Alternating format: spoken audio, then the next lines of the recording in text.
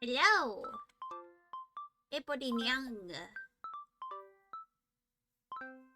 It's Monday.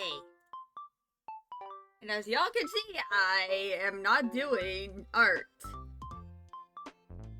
Because I'm writing. This week is going to be the Oops All Writing stream. Except for Thursday, because I have an appointment with a medical professional.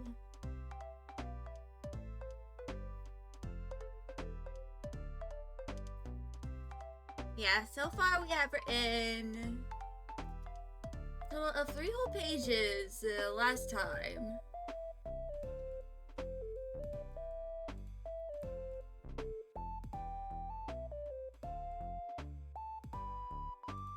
Which, I'm probably going to add, there's going to likely be 2 more pages of this chapter. Like 2 or 3.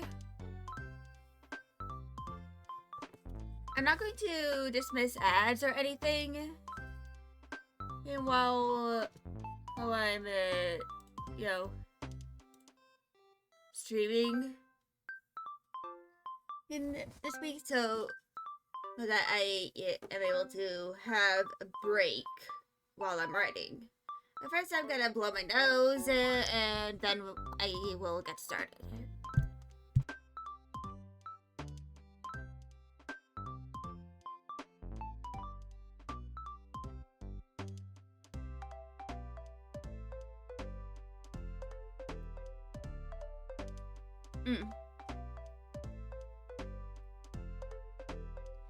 But anyway,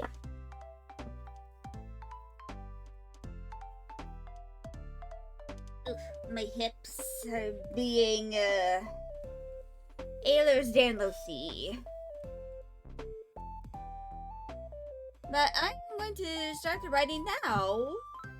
Actually, hold on. Let me write a pinned message.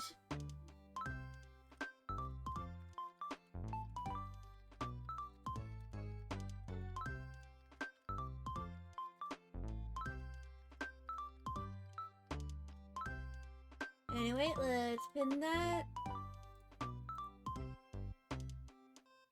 And move my browser back to its position.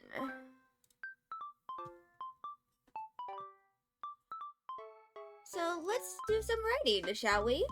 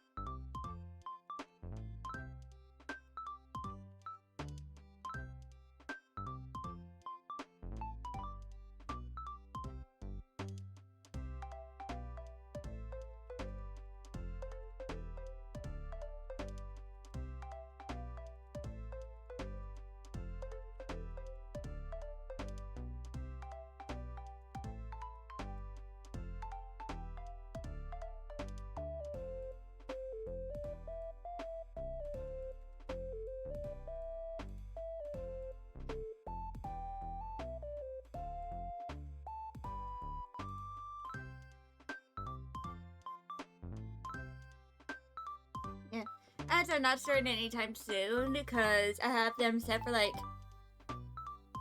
6 minutes of ads every hour. So every half an hour there will be about 3 minutes of ads. And ads are starting in about 20 minutes. So once ads happen, I'll take a small break and just chill. So I don't go completely insane.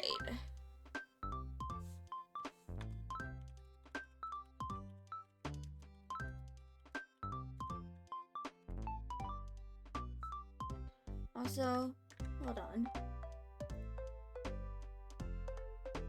Did I write? Oh, yeah, it's Rodinia. Let's go back.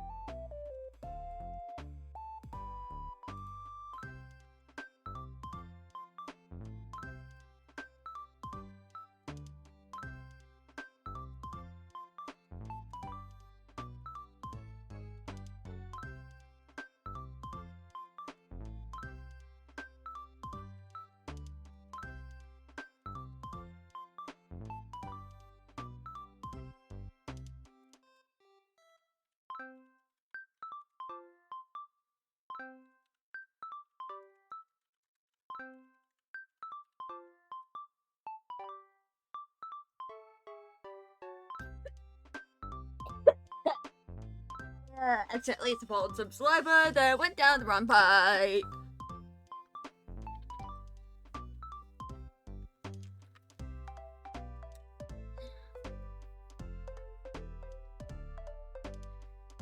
What? But yeah.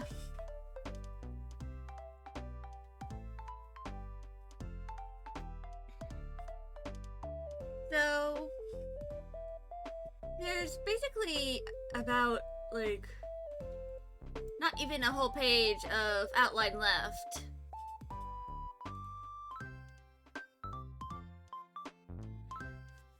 So it's very likely that I might be able to finish this before the stream end time.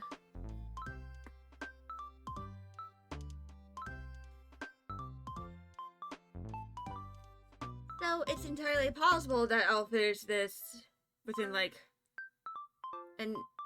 1 or 2 hours instead of 3.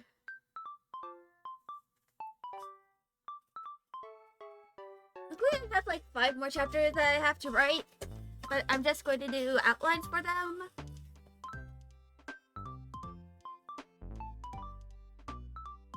So yeah. I'm going to switch this to automatic.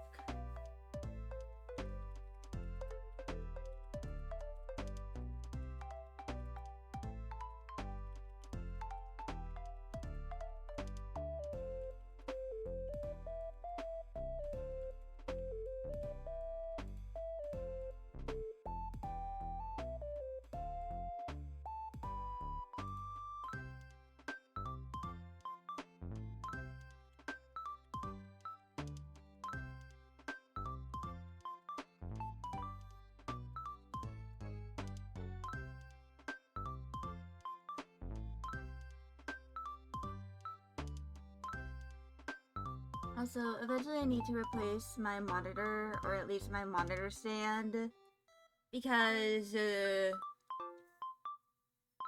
my tracking camera is not all that, it's kind of like below my face, and when I try having it like on, like above, like on top of my monitor, it's kind of difficult because it just mostly shows me just looking down because I'm not really looking at the camera. I have this very tiny ass cauldron thing that I've been using for my high chews, like my chewy candy. And back when I had like a monitor arm, I was able to kind of have that in the center and put my camera inside of it. But with the way my monitor stand is, it kind of like juts out a bit. And I can't really put the cauldron in there because it might fall. So I plan on possibly replacing this monitor with one that has like a more flat base.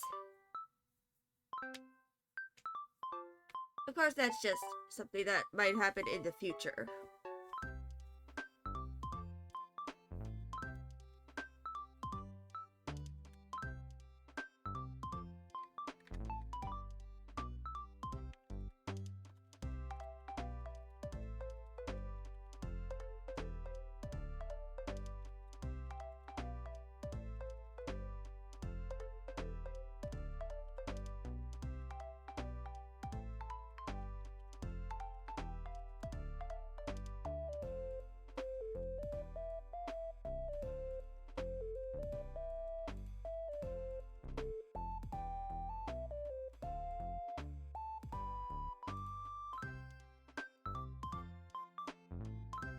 Anyway.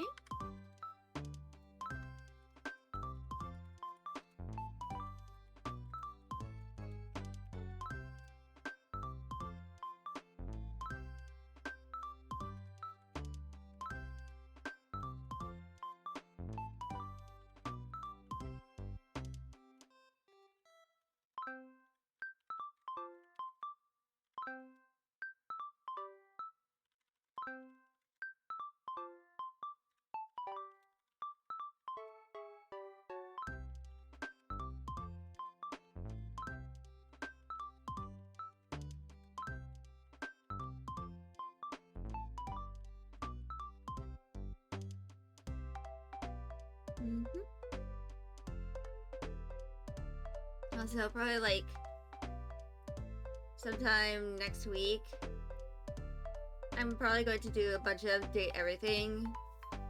Like, as much as I can. And in fact, so that I can hopefully finish the game before my semester begins.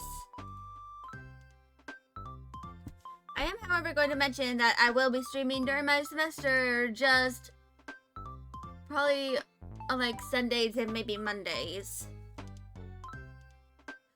So that I don't lose my mind over the semester. And while I could try and do some of my assignments while live, let's just say I don't have a lot of art-related projects. I'm not even taking any art classes this semester. I haven't taken any art classes for about a year or two. So, yeah, if I do start doing like streams where I work on my art, work on assignments, it's probably gonna happen next year when I transfer.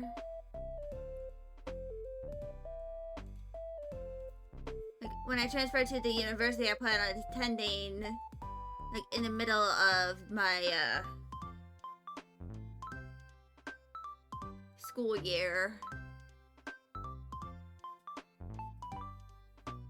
Because I'm on my 7th semester.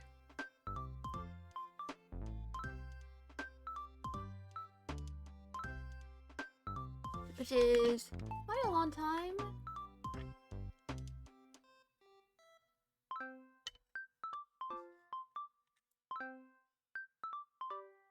Actually, hold on.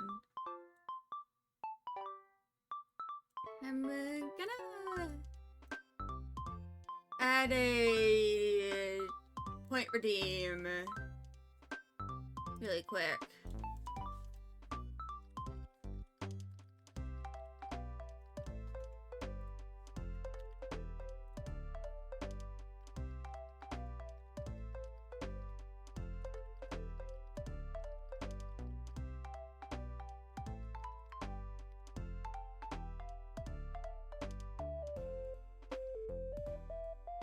So I'm going to make the cooldown have like 5 minutes.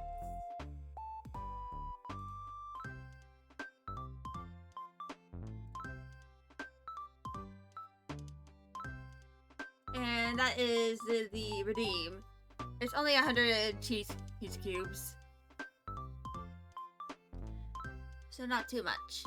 But I already saved, so I technically redeemed that for 0 reason. You wish me the best of luck with school.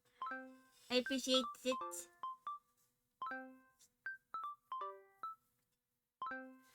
I'm just hoping that I don't fail any of my current classes, this semester. Especially the ones I need in order to transfer. Which, I'm gonna yap about it for a little bit.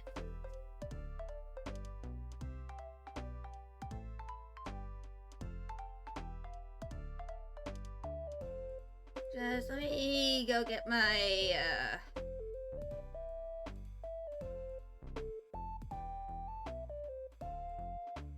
class schedule. You're currently going into your first year of college and you're studying business and you have no clue what to expect. Well, I'm not a business major, but an art major. But there is some stuff that I do know. I know that you have to take at least 4 classes in order to be considered a full-time student. And you need a certain amount of credits in order to graduate. But it's important for you to make sure you at least do like half of your classes each semester. Like, try to have most of your classes be related to your requirements. Which I'm going to pull it up on my screen, but I'm not going to share it because I'm not interested in doxing myself. Because it's kind of a bad idea. But you usually have an academic plan.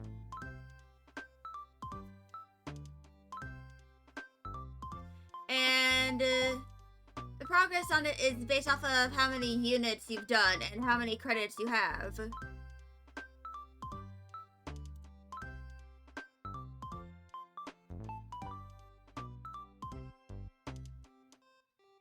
And essentially, there are a bunch of blocks, which are based off of what classes you need to take.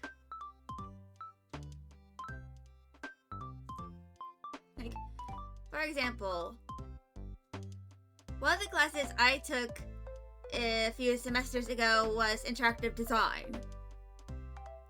However, it's incomplete because that class didn't give me enough credits to technically complete it. Or as it says, unit.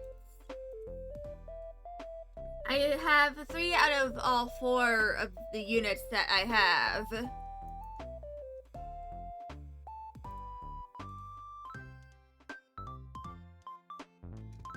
And there's also common graduation requirement, which is essentially your GPA.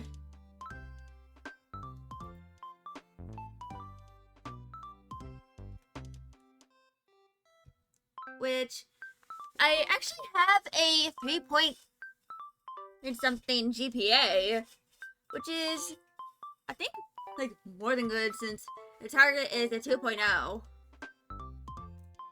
And then of course there's your residency requirements, which is 16 credits. And it uses a certain amount of courses in order for that credit.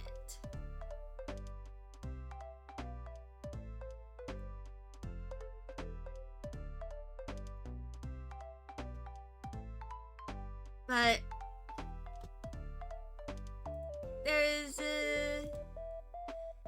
there's like a few different types of requirements. There is a course grad rec and common grad rec. Course grad rec requirements are based off of your major. Like for me, my course is an Associate of Applied Science in Graphic Design Specialization Digital Media. And you have to take certain classes in order for you to finish the graduation requirements. And of course, there is sometimes an optional requirement that involves, like,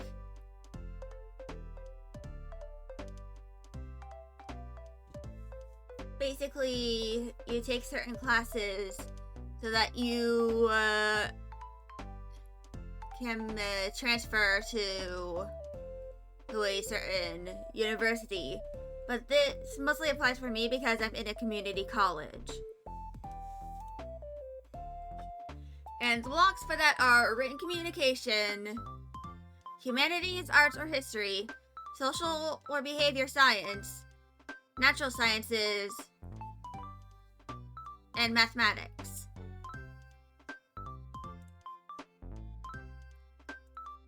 Written communication. Same, you're just taking online for the first semester? Yeah. So, essentially,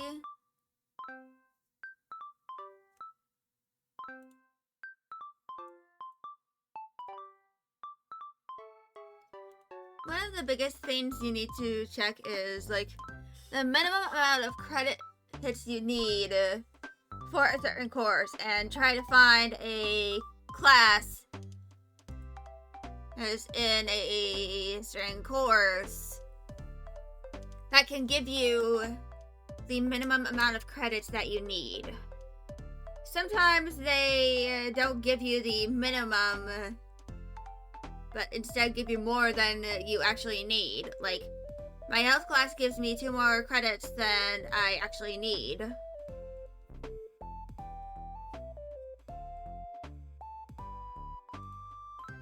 But yeah. You sometimes might need to take more than the minimum amount in order to be a full-time student. Because for my math class, which is quantitative reasoning, there is a co-requisite for a support class. That's for it. Usually the classes are connected, taught by the same professor, or most likely.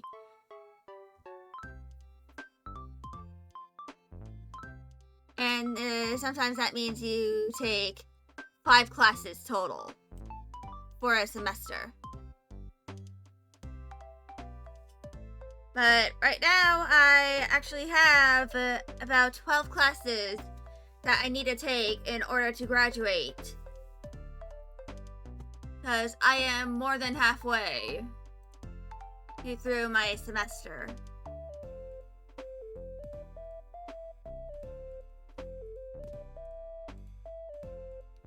Which is, I am 65% complete with my course and my academic plan.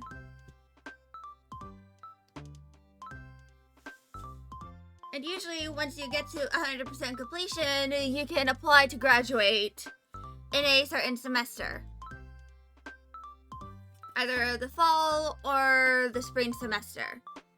My brother graduated in the spring semester this year. And I'm probably going to graduate in the spring semester in 2027.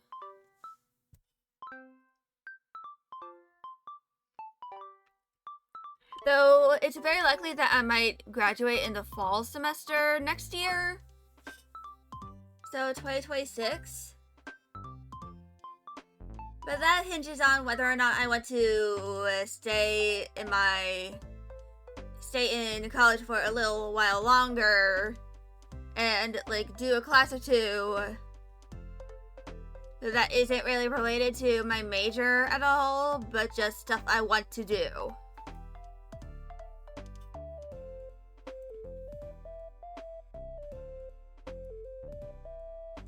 So one of the classes also, hello Chandu, how's it going? I was just yapping about college.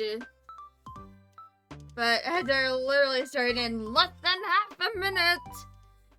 So yeah. Right now I'm kind of meant to be writing. Do I do essay stuff? A lot of that depends on the class. Because that mostly applies for like your college composition and classes. This right now, I'm just doing creative writing. But anyway, as I've started, my apologies. I am going to wait before I do any more writing. You need to write an essay for your English exam. Any advice?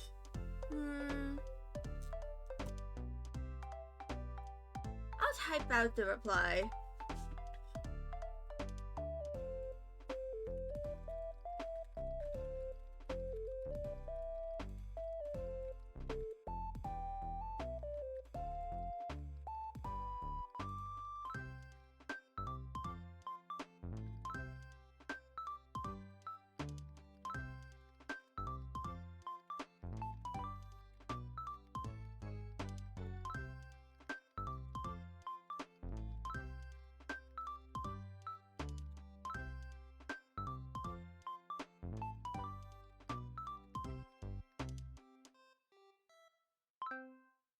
Now that's also okay.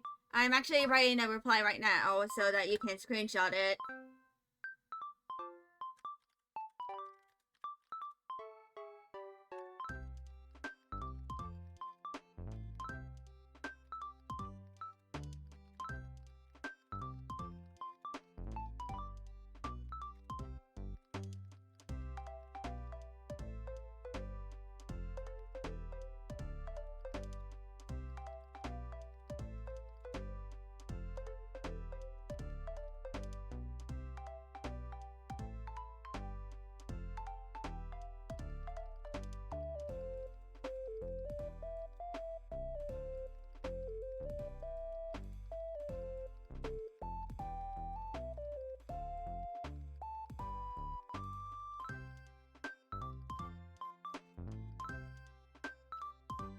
Anyway, that is the advice I have. Basically, make sure you have an outline to figure out how the essay is going to flow. And what you want to mention in the essay. Flesh it out with other additions and the sources you're using if you are required to have sources. If you struggle with focusing on writing or certain tasks that involve all that, you can always listen to instrumental or background music, especially from video games. I actually have a playlist on my YouTube channel which is called Get Pavlov's Idiot, and that has a bunch of different playlists and videos of video game music. Also, hello edits. Game music. There is in fact one channel that has like, it's the official Bandai Namco channel. They have a video which has some of their music from their game Scarlet Nexus. Specifically, and it's meant for like with studying or doing tasks and stuff. And here's something else I recommend based off of my experience doing college and stuff for nearly 4 years. Figure out what kind of sensory input helps you with getting your assignments done. In my case, it's a combination of music and certain types of food. Like, when it comes to me, there are 2 types of candies that I usually consume so that I have some kind of sensory input as I'm doing a task. They are high chews, which sometimes you can get at a grocery store. They come in many different flavors. But you can also get them at like stores that specialize in Asian food. And the other kind is Werther's Originals, or just like some kind of hard candy that you can put in your mouth and have the flavor distribute. You never heard about this strategy? I mostly mentioned that because of the fact that I am autistic. And that I also have a combination of sensory avoidance and sensory seeking behavior. And it's kind of like a way to help self-regulate so that you don't get super overwhelmed by a lack of sensory input. Essentially, try and give yourself a sensory input that you can control. Like, when it comes to candy, try to have a candy that you like to eat. Yeah, I got diagnosed nearly a decade ago, actually. I was 13 when I got my diagnosis. And of course, I was diagnosed with ADHD before that, when I was like 10 or so. And I also had... So, because of that, I know quite a few things about, like, studying tips that work for me. And another piece of advice I have is, if you have, like, some kind of sticky note or a memo pad, you can write the stuff you plan on doing on a certain day. Getting no self-weakness? Yeah. But essentially, I write down the stuff that I plan on doing in a certain day. And I write that down and have it... And I place the sticky note on the bottom of my monitor. And as I do certain things in the day, as I finish those tasks, I cross them out. And one of the to-do things I have is, of course, taking my Adderall. I actually started doing this with my streams, actually. With specifically my drawing streams, because if I don't have an idea of what I can do during my art streams, I tend to kind of like flounder and stuff.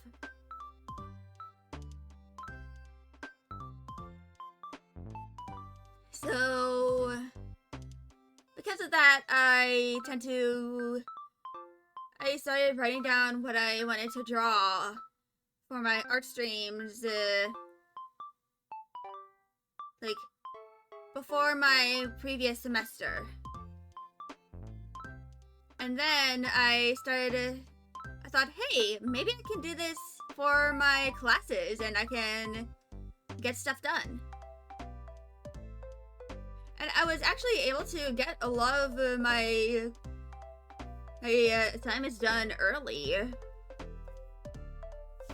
fact, I pretty much completed all the assignments I had for one of my classes like a week or 2 before I was actually done with the semester.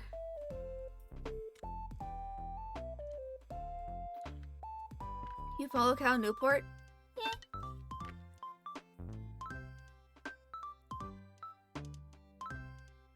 Yeah, essentially, I have like 3 bits of advice when it comes to like assignments in general. Figure out how to make a to-do list for all the stuff you need to do in a day. Sticky notes are the best for this, and you just make a bullet list of what you need to do. Like,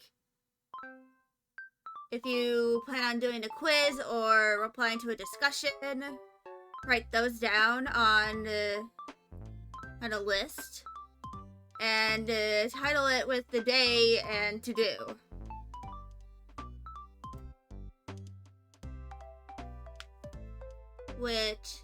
And then the next thing is figure out what sensory inputs work for you that help with getting your assignments done. Like, sensory inputs that you choose to help you get stuff done. And if you have ADHD like I do, you might accidentally rewire your brain to associate certain things. You're not native English, but your English is good enough. You need to make your writing more descriptive. Oh.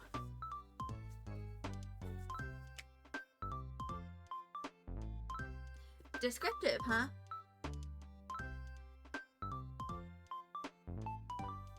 A lot of what is descriptive is like using certain words to describe the tone of the writing.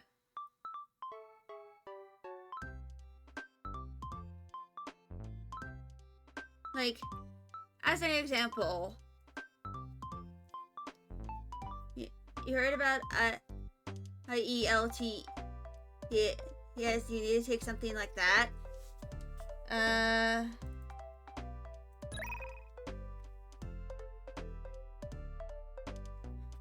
Actually, no. Apparently, it's the International English Language Testing System.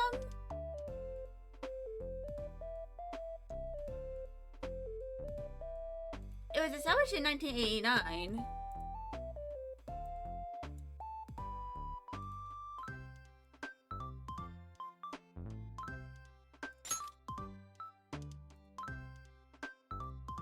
So, essentially, one of the biggest pieces of advice for, like, you don't know if you have ADHD, well, you don't have to have ADHD in order for my advice to work on you. It's just, I know that it works for me and it might work for someone else.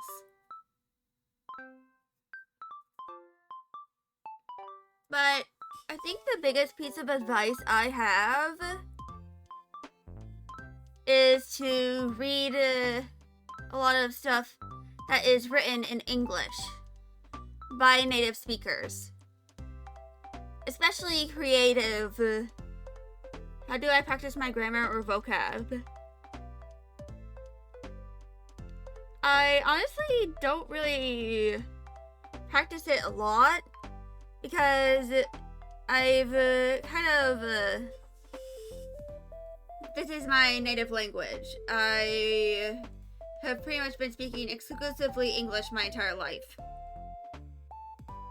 Usually when it comes to practicing grammar and vocab, a lot of it was done in like high school or stuff. Something like that. But there's probably a bunch of resources that might help with like learning. Like there's likely games out there that help you with practicing your grammar and vocabulary. He designed for people who struggle with it. I know they have that for a bunch of languages, so they likely have a language practicing in-game out there for English.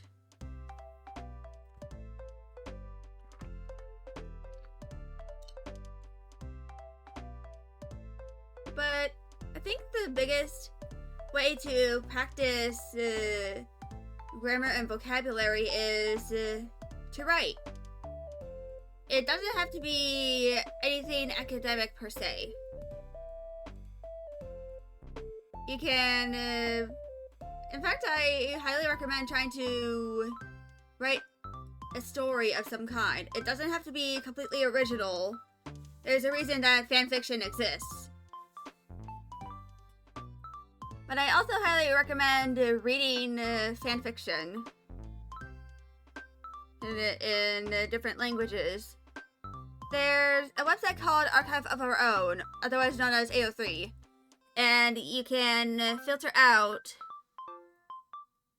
by certain languages, and there's a bunch of languages is on AO3, including some languages that have nearly died out. But there's a lot of, languages on there, and a lot of different things. AO3? Yeah, AO3. What is that? So...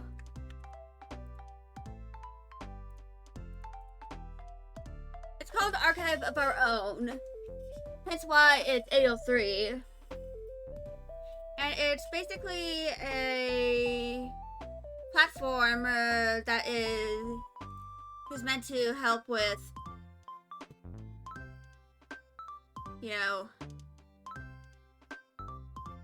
preserving fanfiction and fighting against censorship. It has a very intricate tag system.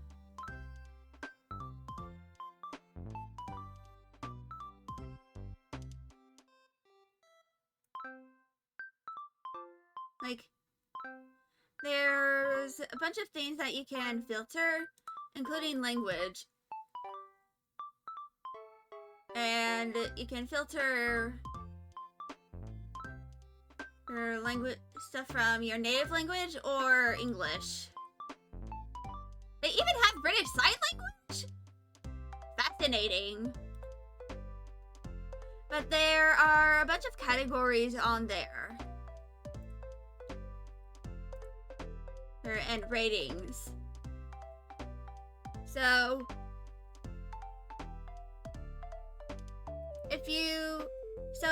to explain AO3,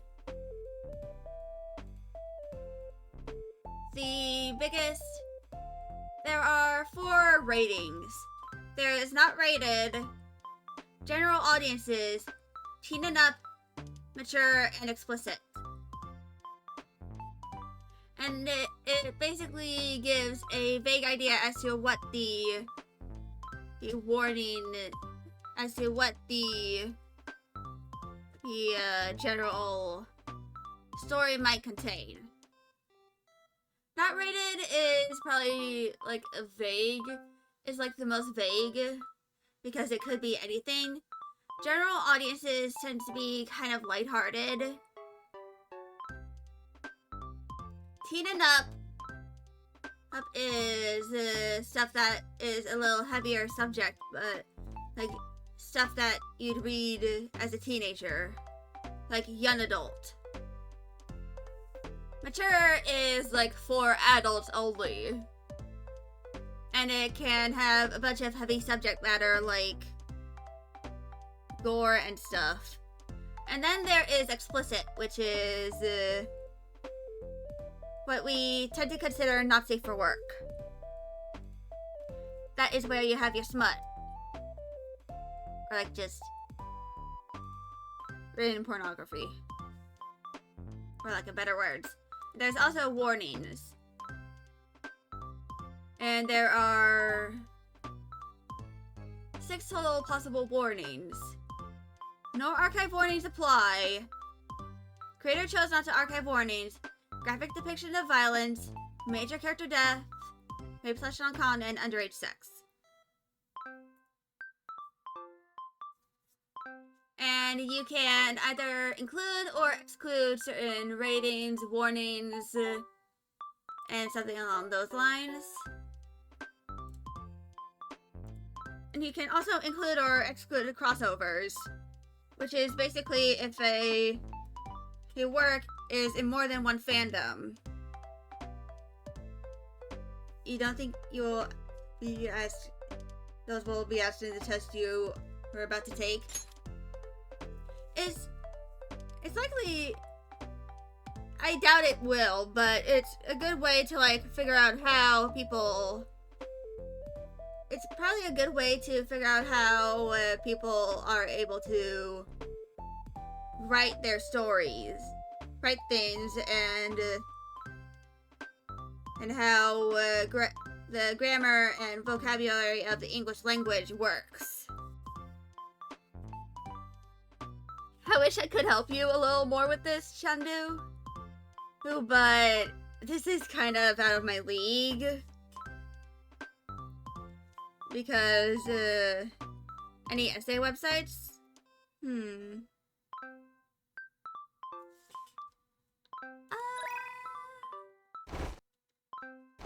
don't know, actually.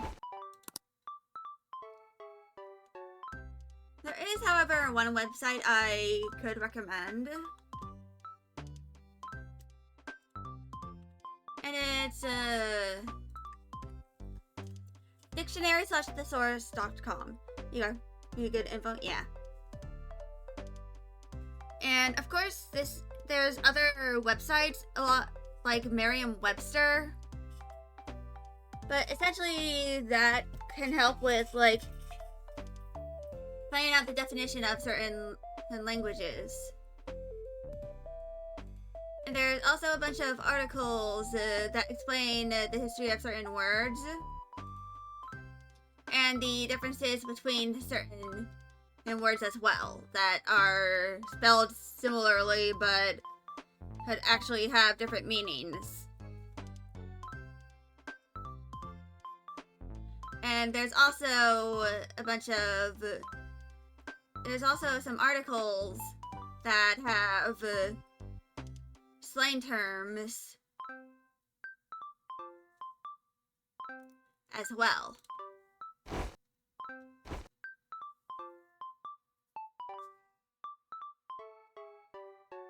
But yeah.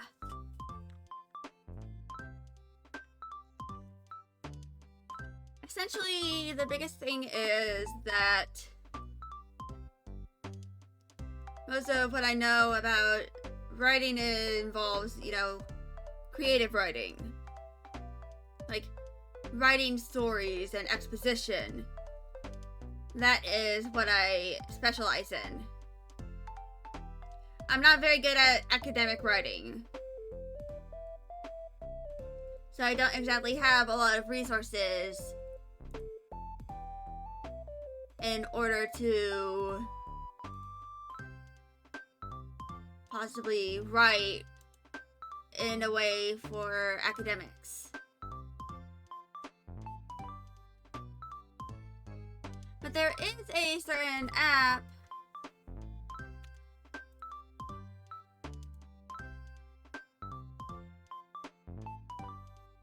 oh god, they use AI. Oh no.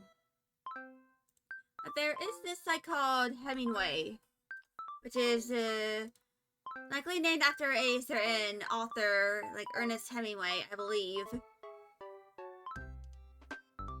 It has changed quite a bit.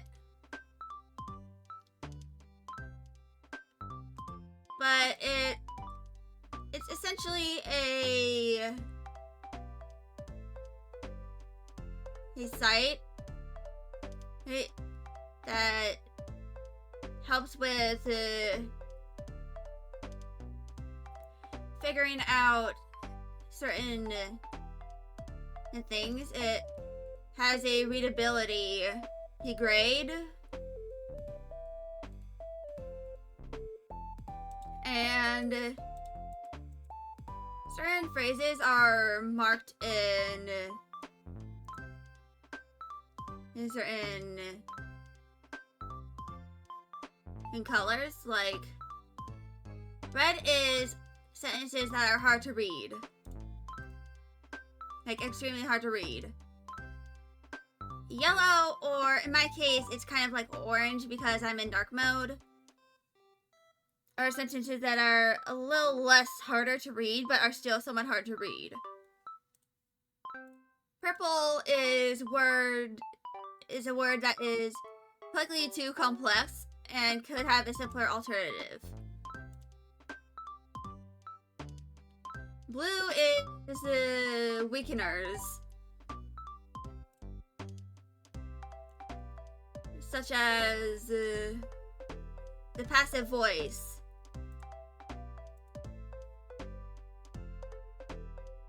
And weak. Essentially, it makes the sentence weaker.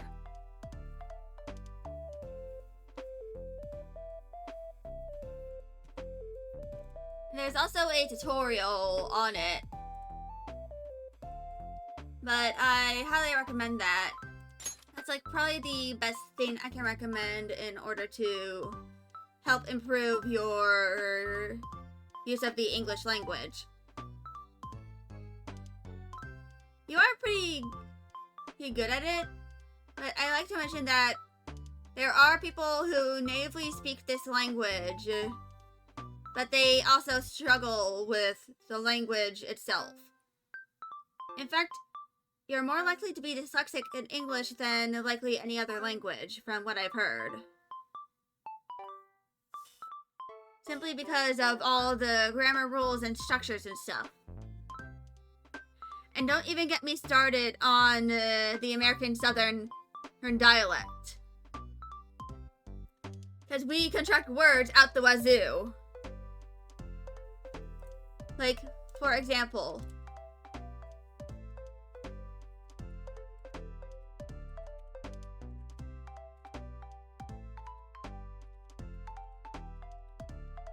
y'all is you all would have. More likely what? More likely to be dyslexic, which is a learning disability that affects the ability, like your language abilities. Specifically when it comes to reading. There's a bunch of, there's some other disabilities that kind of are in that umbrella of learning disabilities. Like, for example, dyscalculia is a disability that makes it harder to do mathematics. Dyspraxia, which is a condition I have, affects your motor skills, like your hand-to-eye coordination. And dyslexia affects your reading abilities. And there's a reason. It's why certain fonts are easier to read than others.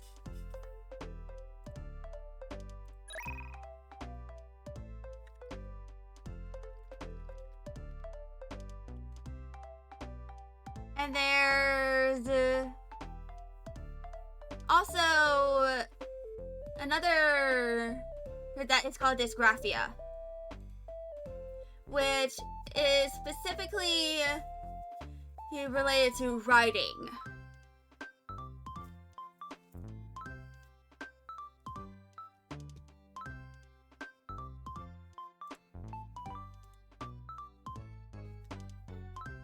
But essentially, both dyslexia and dysgraphia are related to the language learning abilities of a person. And sometimes they happen at the same time. Like, if you have dyslexia, you might have dysgraphia as well.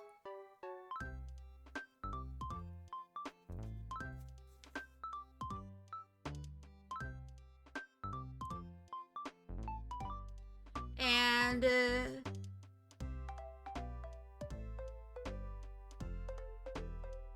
essentially, a lot of these are kind of based off of,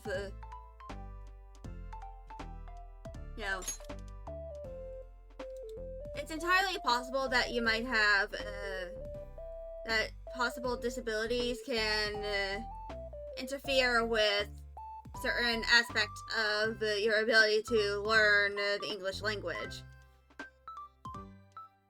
Of course, I am not a medical professional. I am just a VTuber on the internet. But the important thing is that you at least try to do your best when it comes to learning this hellhole of a language.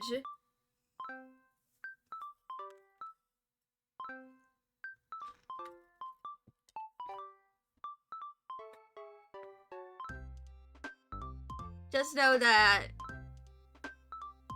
essentially just try the best that you can to find resources on how to learn the English language.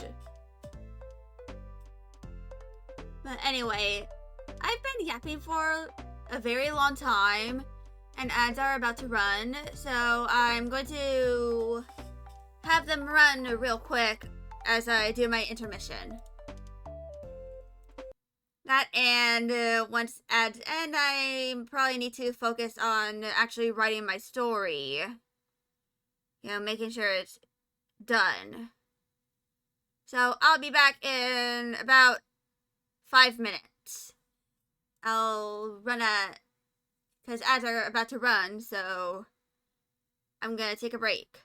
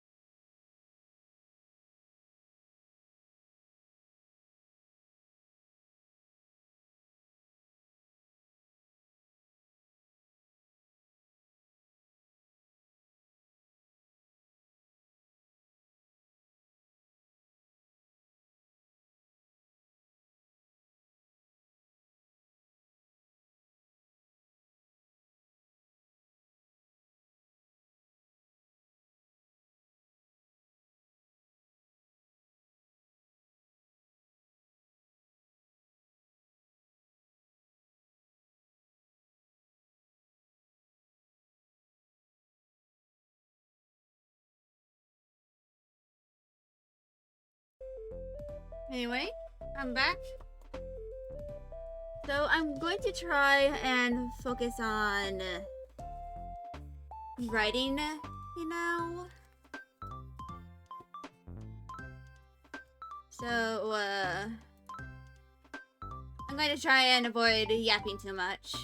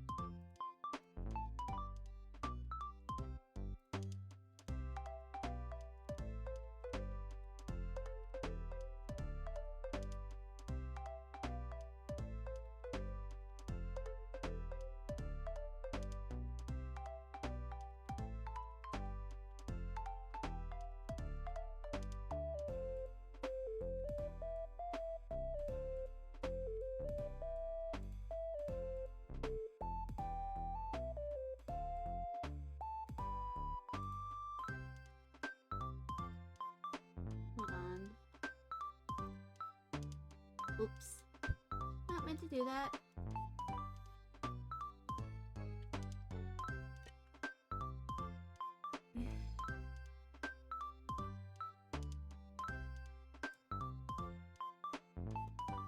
Actually, I'm gonna go take some ibuprofen. I'm gonna be right back.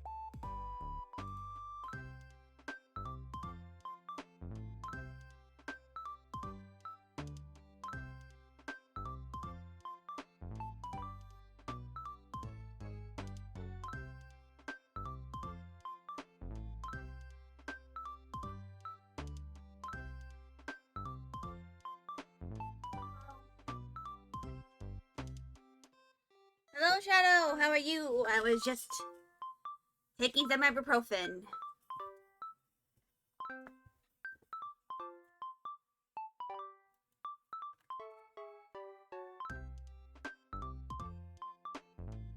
So, right now, yes.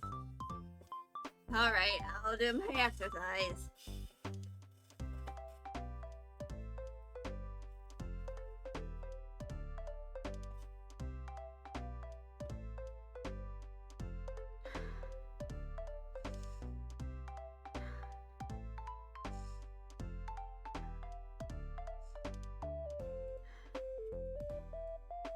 You've been busy, but you're back? Understandably.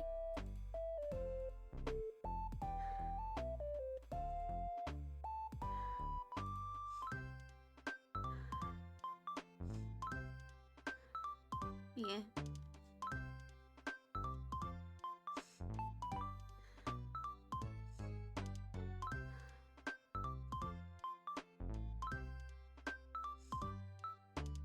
And number 4.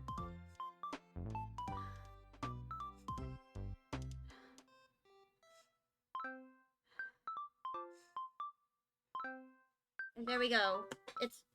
I did all the exercises.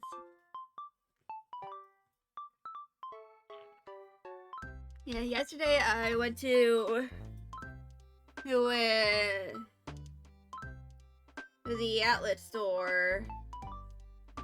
I specifically went to the Columbia store since I'm going on a trip to Canada in a few months with my family.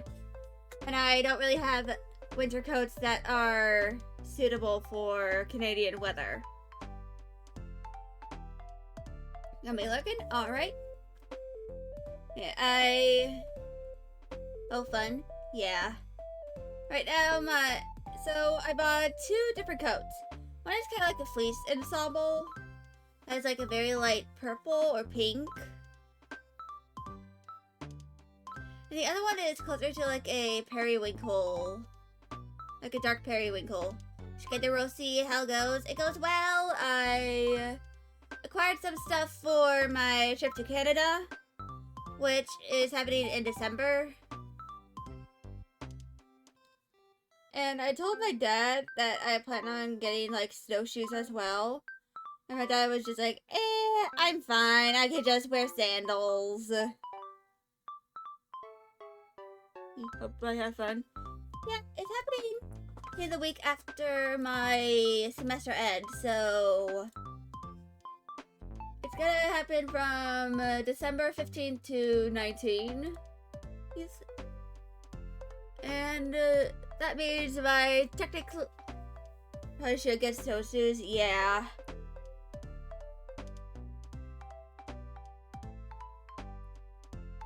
And I don't really have snow boots.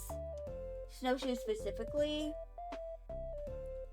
And the last time anyone in my family went to Canada, like the last time my mom went to Canada was in like the 80s. Yeah, we're not going too far north. We're going to Niagara Falls, which is in Ontario. You realize snow is super heavy? Yeah. Oh, be ready. Yeah. And here's the funny part about my dad mentioning that he's just fine with sandals. He's from Wisconsin, which gets a lot of snow during the winter as well.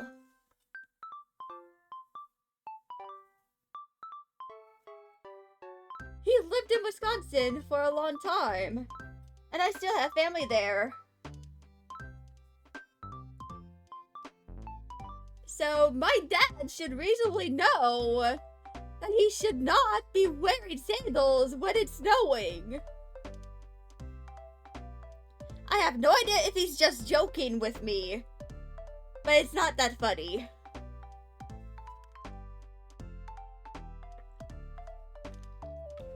But yeah, because I live in the southern part of the United States, like not too far south,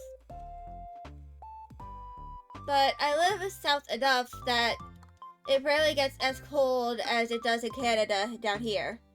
Snowshoes are a must, not gonna lie, yeah. But essentially, the fact is I have very little experience with the snow. As it only snows every few years. There's down where I live. And because of that, I don't exactly have a lot of the equipment and clothing that one would need if they are traveling to somewhere like Canada in the winter. That's why I went out yesterday to the Columbia outlet that is, you know, nearby, like about half an hour away from my home, in order to pick up 2 jackets. One of them is more of a, like, winter coat. And it has a bit of stretchiness on the bottom, which makes it very comfortable. And the other is more of a fleece thing that you wear when it's like sort of chilly. They both have inner pockets as well, which is good for me to hold some of my stuff. Grab thermals and sweats for nights? Yeah. And I actually have a bunch of long sleeve shirts that I rarely wear because of how hot I usually get. Like, it's kind of a combination of me, one, being really fat. Like, not as much as my dad, but enough that I have a lot of mass.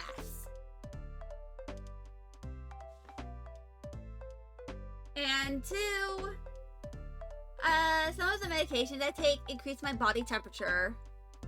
So that kind of doesn't really help with my struggles with, regulating my temperature. Well, I struggle with keeping cool.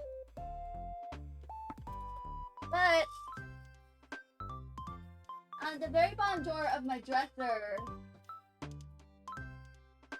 I have a whole bunch of sweatshirts that the summer's been crazy hot. So looking at a bad winter, yeah.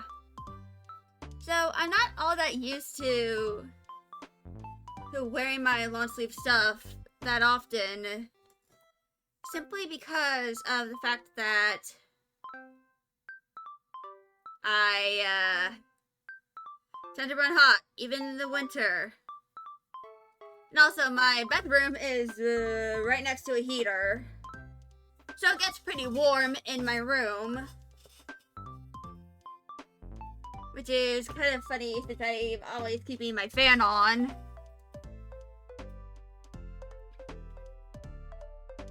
But let's just say that your girl Skelly is not all that used to the winter.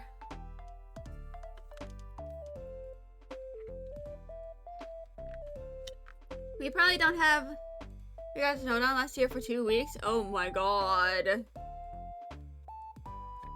Yeah, because of the fact that I live in a relatively warm place, I'm not all that used to the winter. I don't really have all of the stuff you probably need to wear or when it gets really cold and snowy.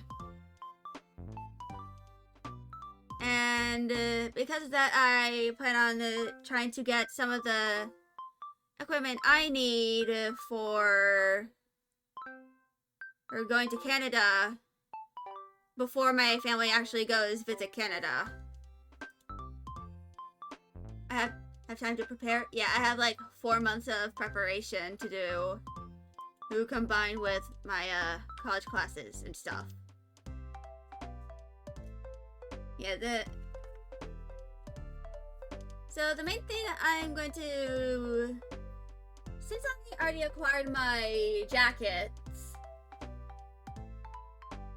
I think the next thing is getting boots and gloves. Ideally gloves that have touchscreen compatibility.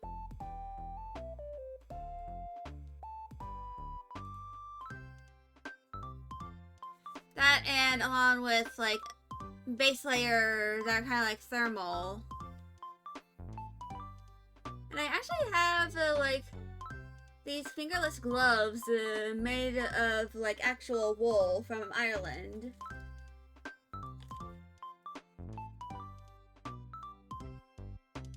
I haven't really worn them a lot since I, don't live in a super cold place all the time. Mask and scarf, yeah. Luckily, I have a bunch of face masks that I probably need to eventually wash, but I can probably wear those during the trip.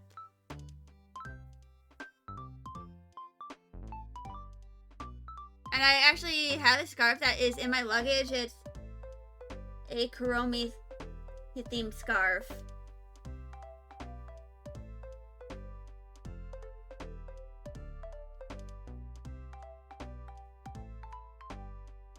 But yeah. Eventually I will hopefully be ready. But of course, if I am not fully prepared, there's probably at least one place near where my family's gonna be staying in Niagara Falls that has the equipment for, you know, the snow. But anyway, I should probably stop yapping as I need to work on writing this. Don't forget my medicine extra is higher altitude. Some people have a harder time breathing. Yeah, rest assured that pretty much everyone except my dad and my family has asthma, so there's always going to be some kind of inhaler.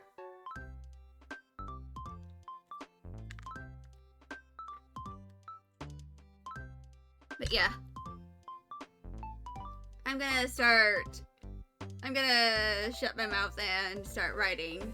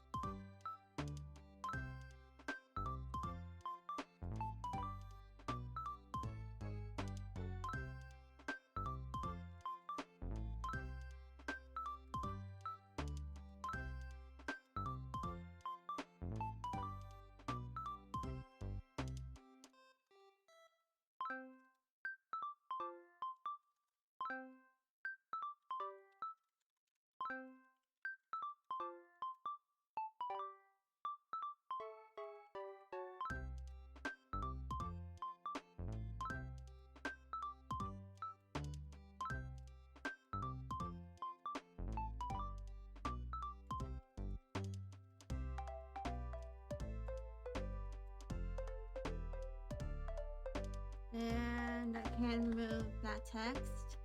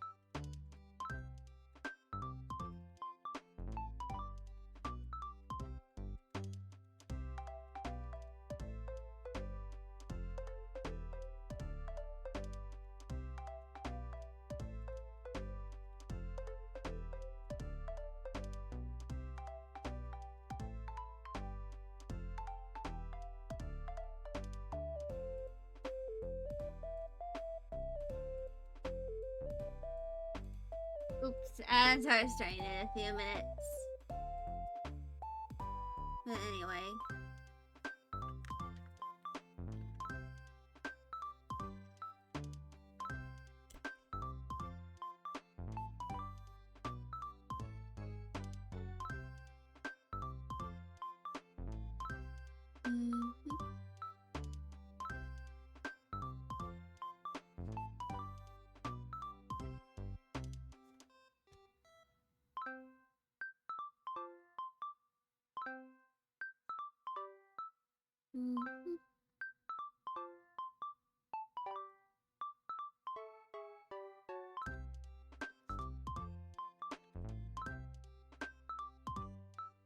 I don't remember if I mentioned the fact that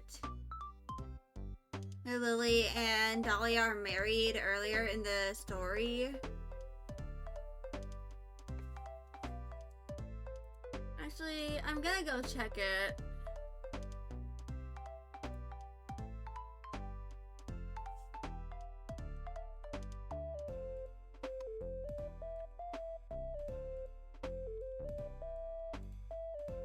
Okay. So I think it's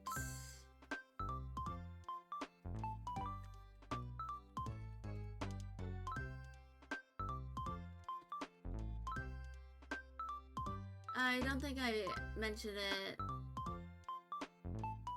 there.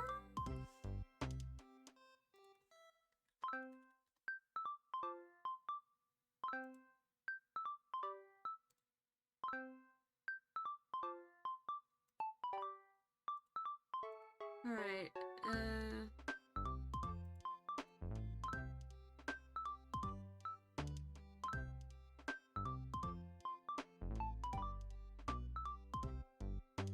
back.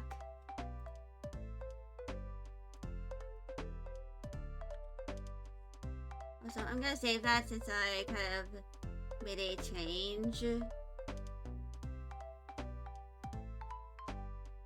So I did mention Dahlia in Blood of the Covenant.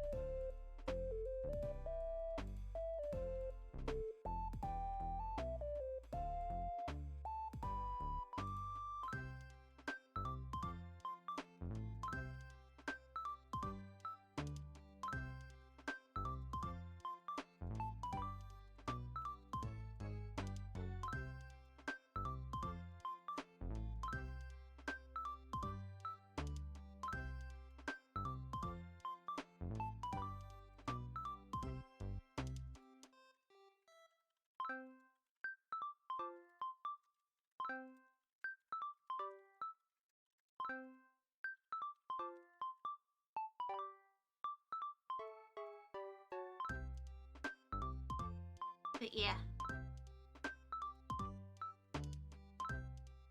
I'm going to wait until the ads are done playing.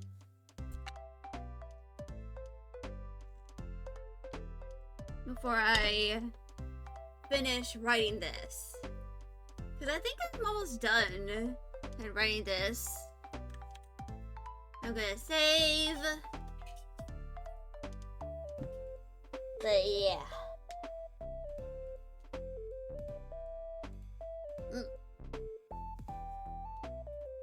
And while the as well, I'm just gonna sit here.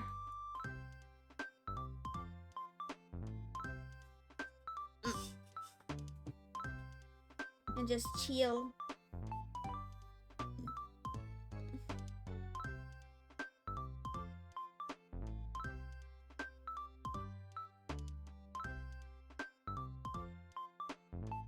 But yeah.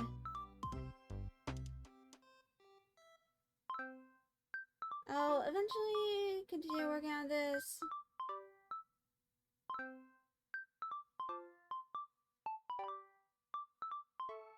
Might do a little intermission. And again. If I need to, like, really use the bathroom.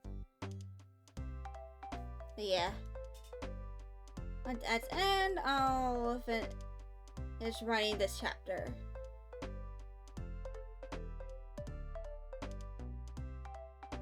And once I finish writing that chapter, I'm going to take a break before starting on writing anything more.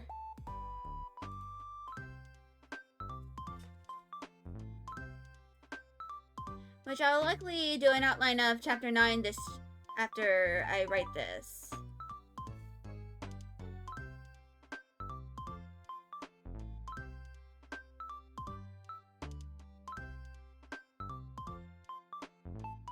But yeah. Let me just...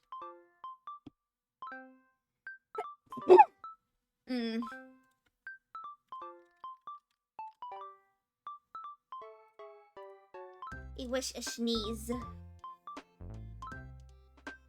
A schneebs.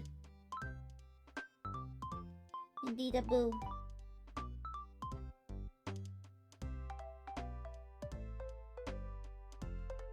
Indeed a boo.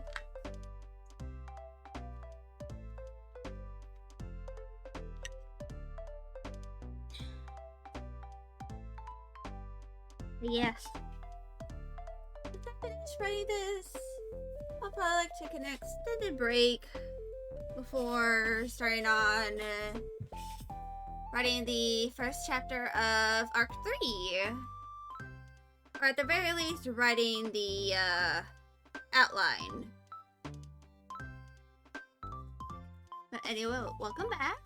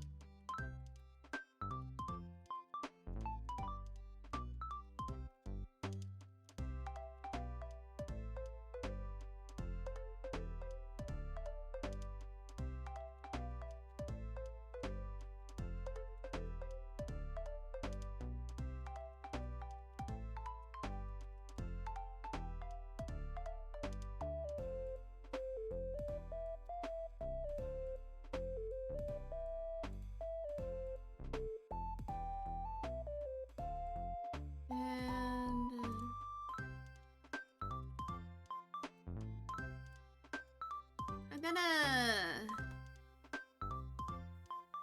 go import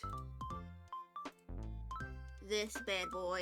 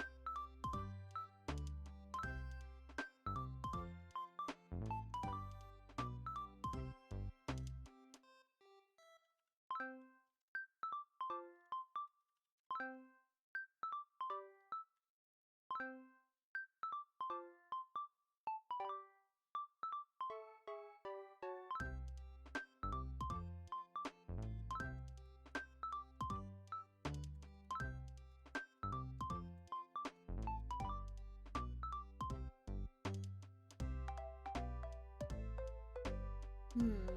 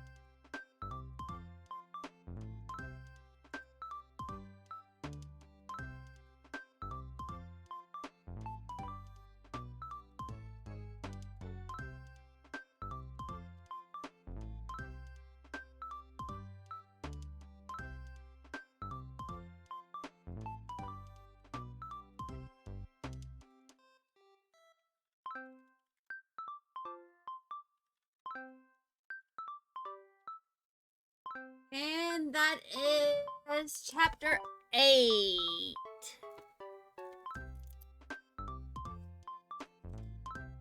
So,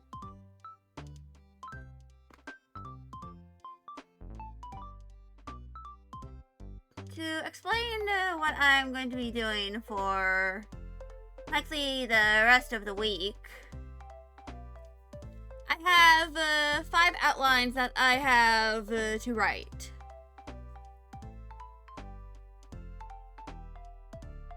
These are all for the chapters in Lilium Candidum. And therefore, for the,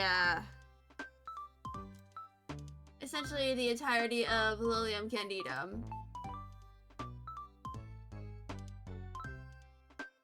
So all of these are going to be written, and, or at least outlined during this week.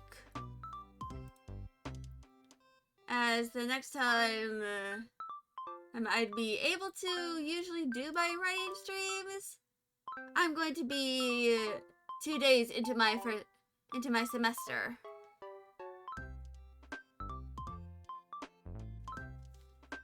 And however, this means that out of all of the chapters that I have so far, I am almost halfway. I'm approximately a third of the way through writing all of the chapters, or at the very least the initial drafts of the chapters. And I'm likely going to be halfway through having the concepts for all of the chapters written down. So there is chapter 8 is what we just finished writing. There's chapter 9, 10, 11, 12, 13, 14, 15, 16, 17, 18, 19. And yes, I did add a new chapter to this because it was like very, very short. 20, 21, 22, 23, 24, 25, 26, 27, 28, 29, 30, 31, 32, 33. So, as of right now, there are 33 total chapters, distributed among 7 arcs.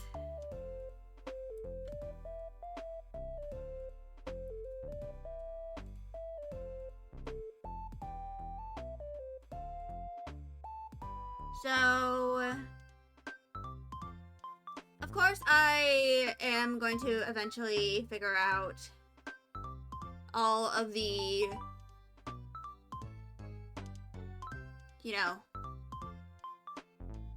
outlines. I'm going to hopefully outline all of this. This is like a good chunk of these during my semester when I have the free time. Which, to kind of explain, I have 5 classes in total. However,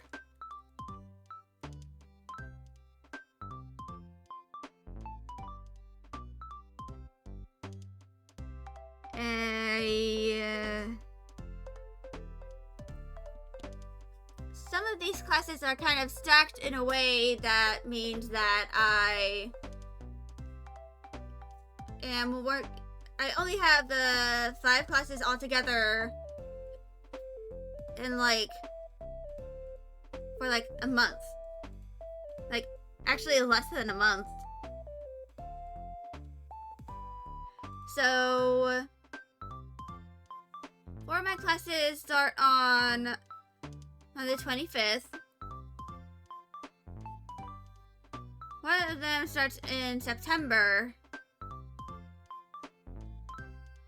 Two of them end in November.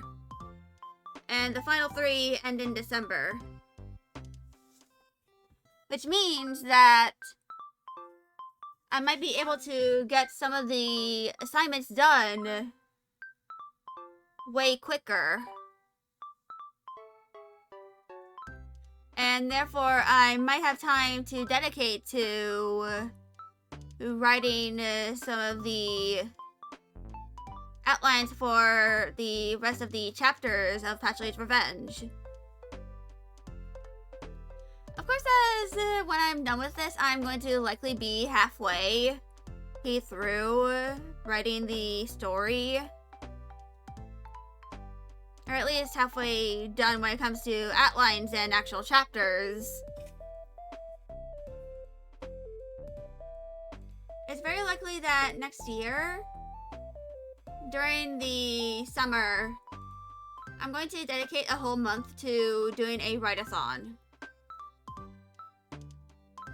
Essentially, the write-a-thon is going to be comprised of me writing as much of the story of Patchouli's Revenge as I can.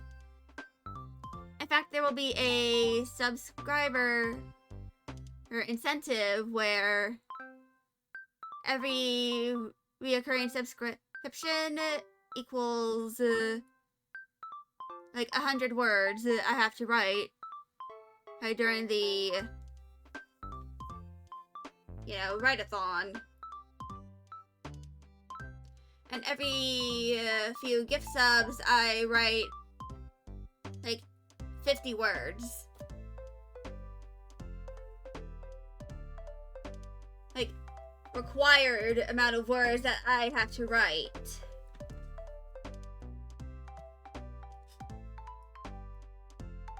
So, as there are currently 33 planned chapters,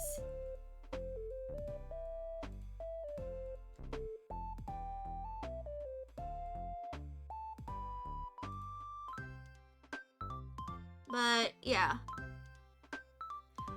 Eventually, once I figure out a second draft for all of these, once I'm done writing the initial draft, I'm going to probably ask someone I know to be a proofreader and give feedback on all of the writing I've done. And then once I do all that,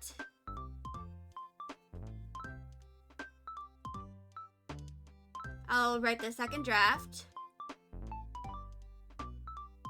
Do any revisions that I need to do. Then I'm probably going to eventually start figuring out where all of the drawings are going to be placed. And then I'm going to draw them in the story. And then once I'm hopefully done writing this, I'll try and figure out a way to kind of format it into a novel and possibly send it off to a few publishers.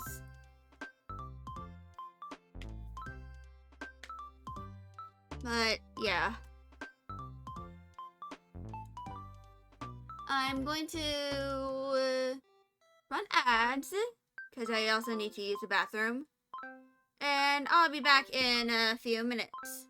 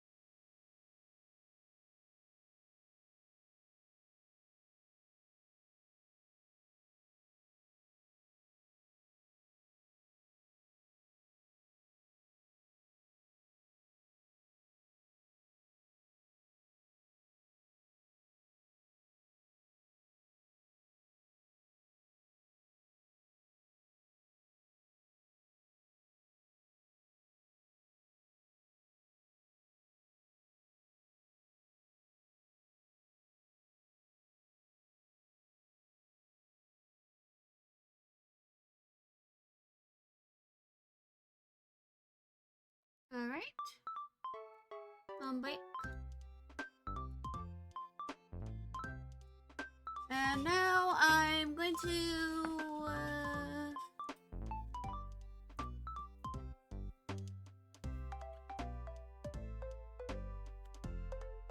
gonna start writing the outline for this chapter.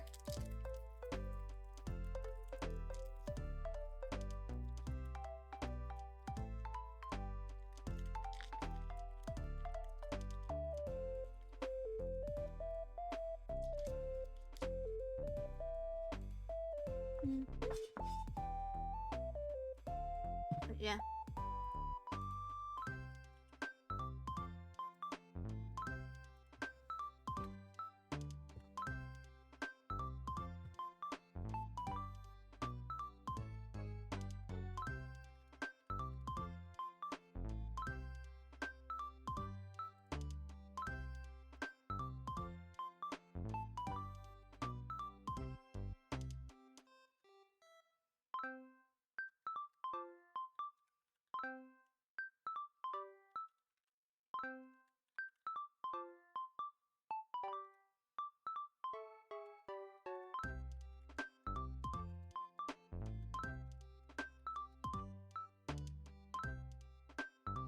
Hmm.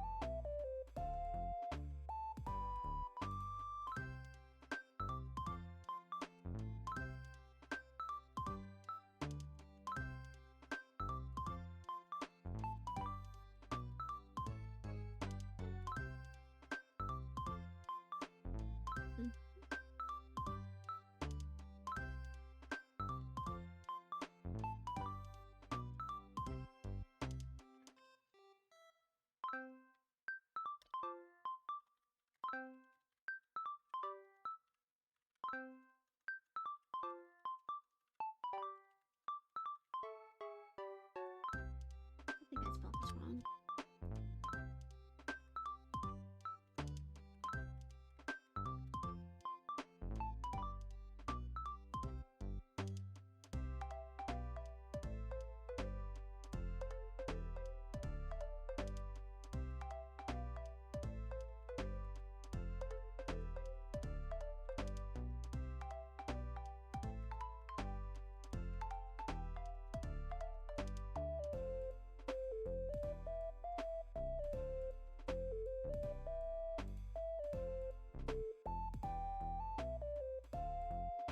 Yeah, I'm adding parts of the outline.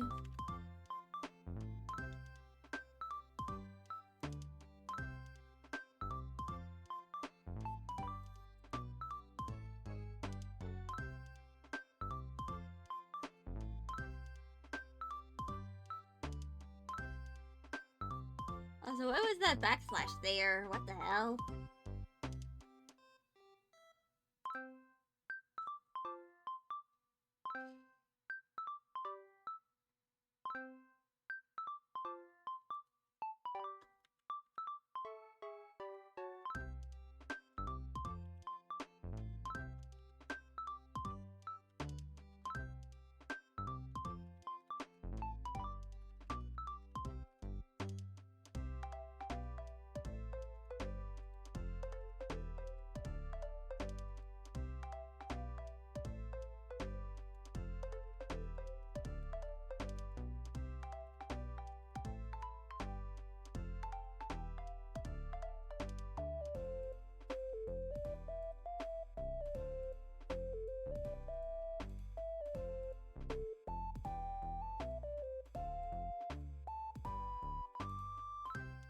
Mhm.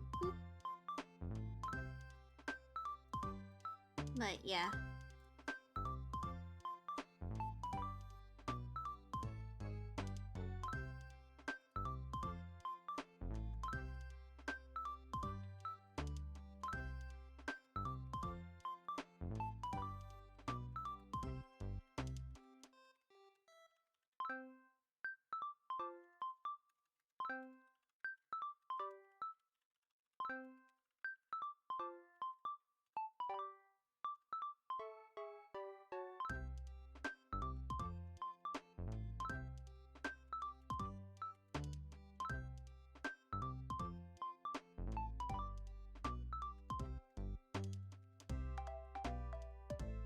But yeah.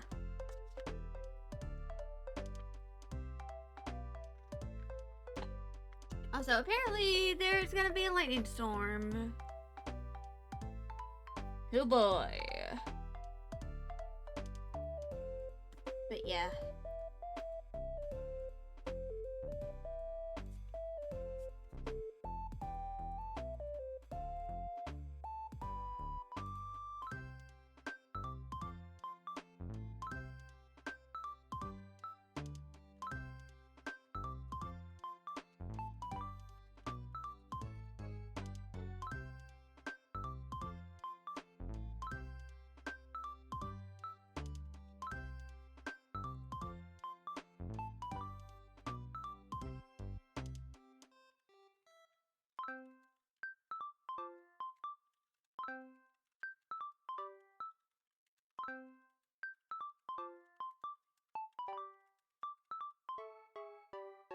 Mm-hmm.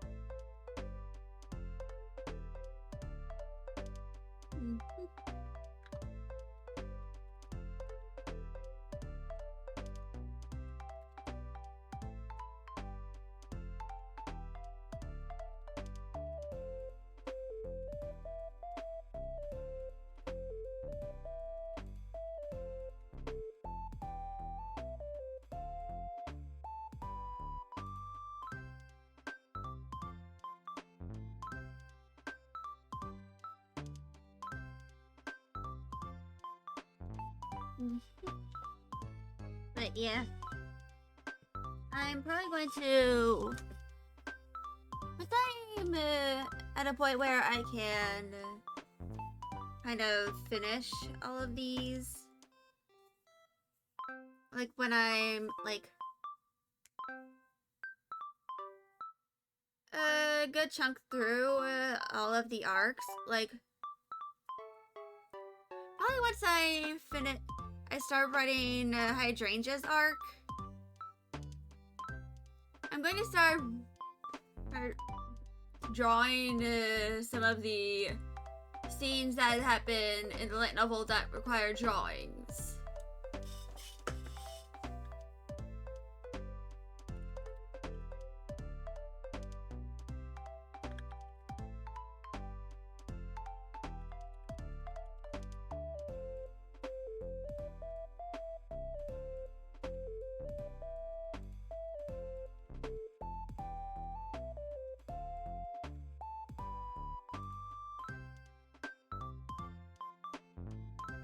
But yeah. I'm just gonna... I started with... There's now a second page in this document.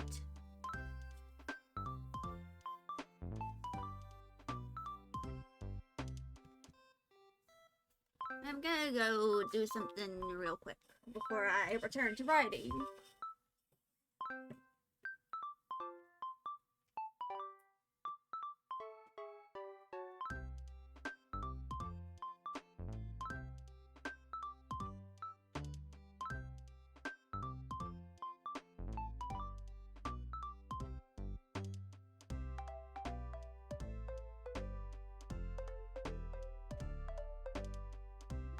used to writing new stuff on stream on a day that isn't Wednesday. But I feel like drawing, but it's a bit of a pain to transfer all my overlays to my drawing screen. Yeah. I'm gonna figure out that stuff eventually.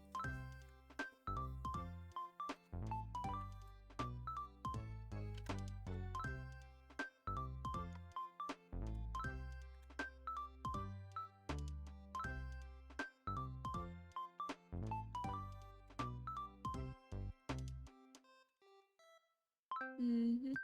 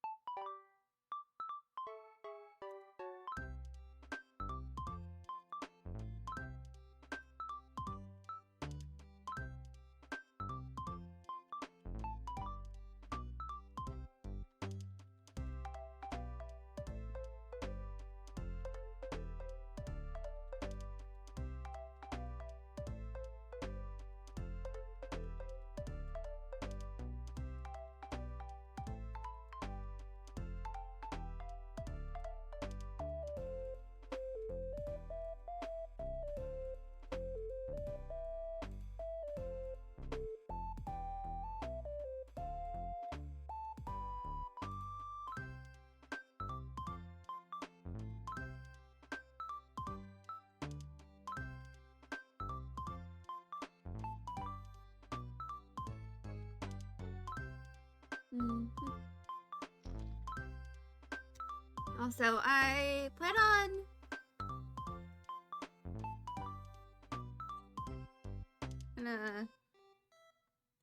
there's a document that I have on Clip Studio Paint that has the LPIA uniform. I'm gonna have to make another version of it, or like add to it the plus size version of the uniform.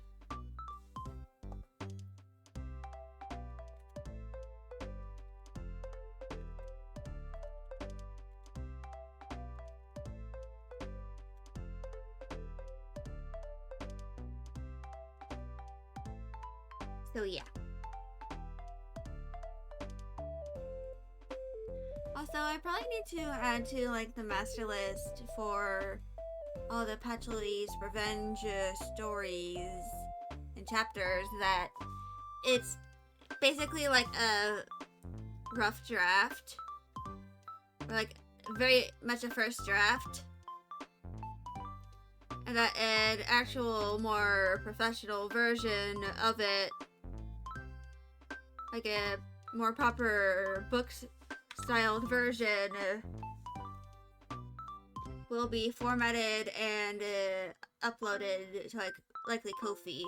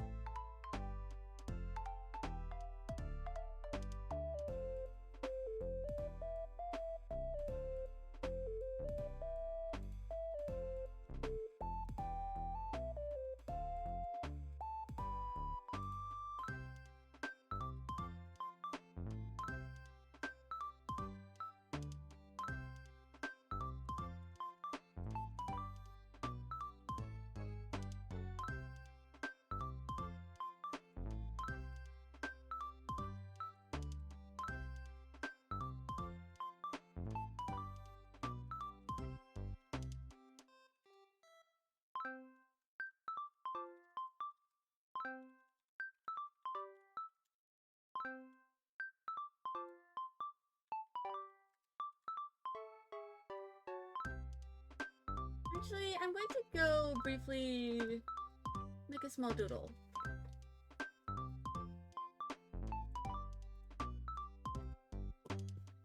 Of what this is probably going to look like.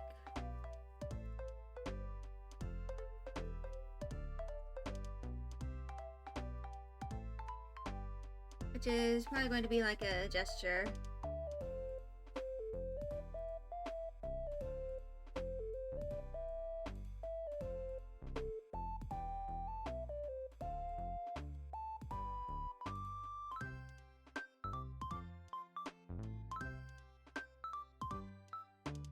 So she's gonna look kind of twisted.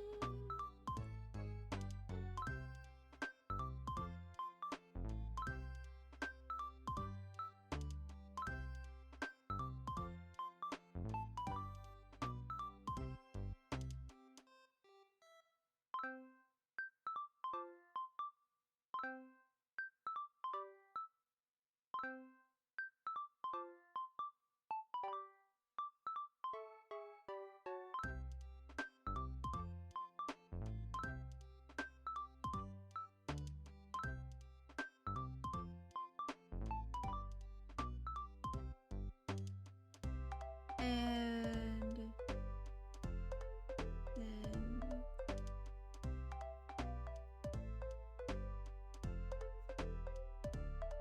really kind of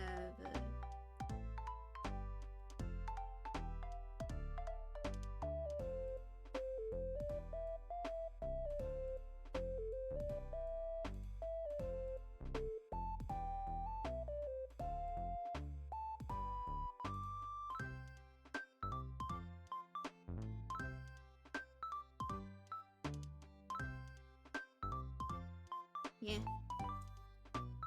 It looks very, very much low quality because it's just a thumbnail. Yeah. I feel like eventually, if I ever have the opportunity, I might make an ebook or something of the story. That is, you know, free you to, like, watch, maybe.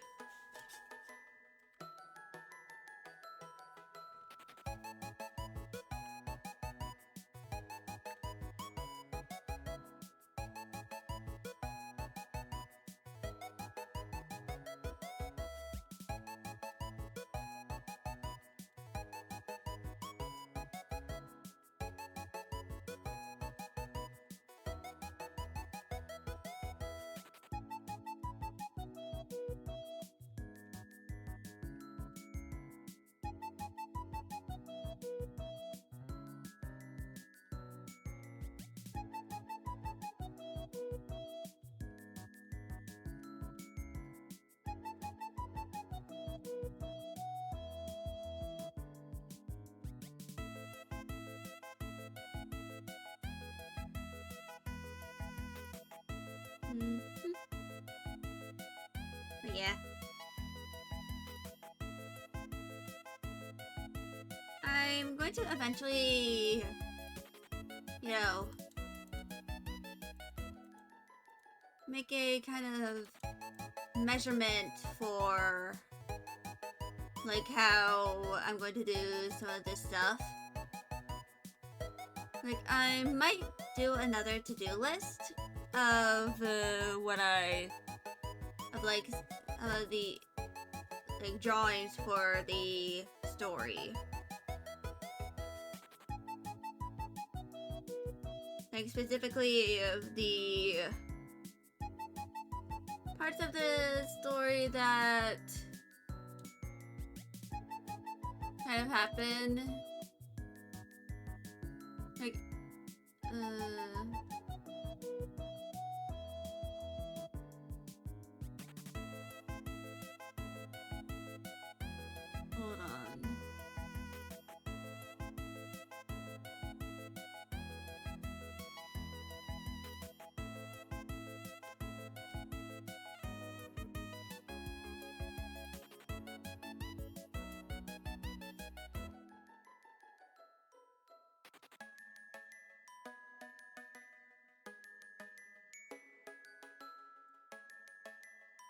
I think that looks good.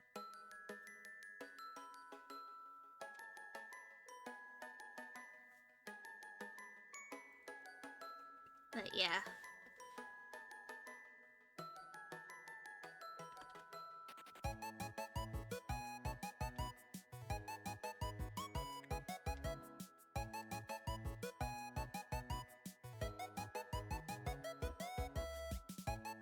But yeah.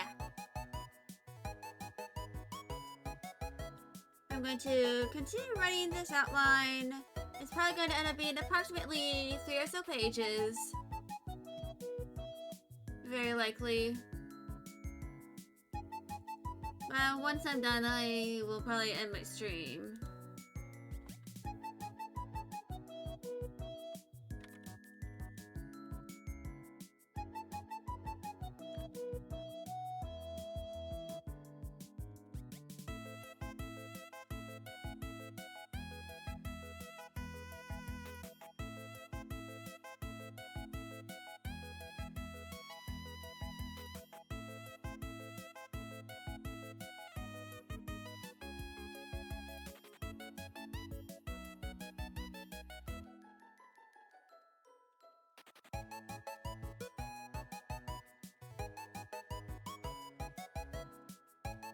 Mm-hmm.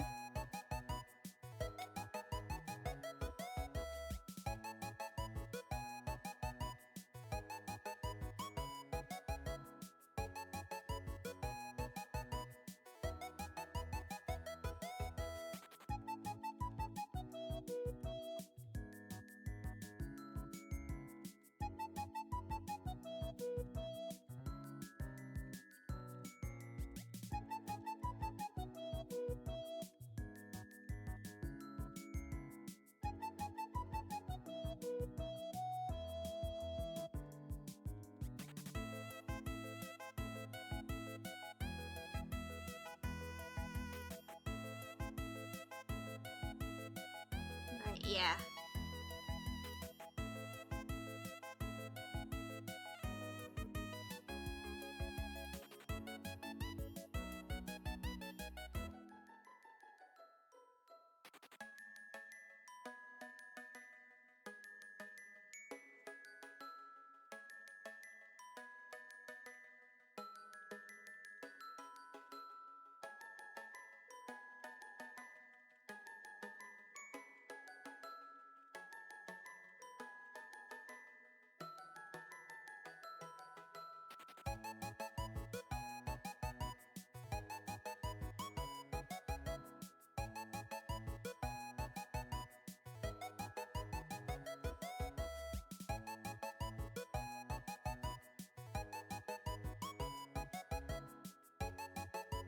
Yeah.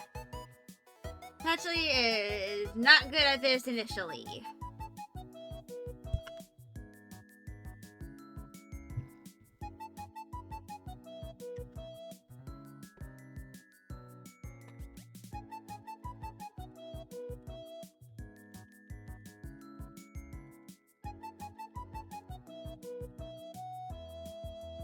But yeah. I think I did make the Lilium Candidum section break. I probably just need to download it as a PNG.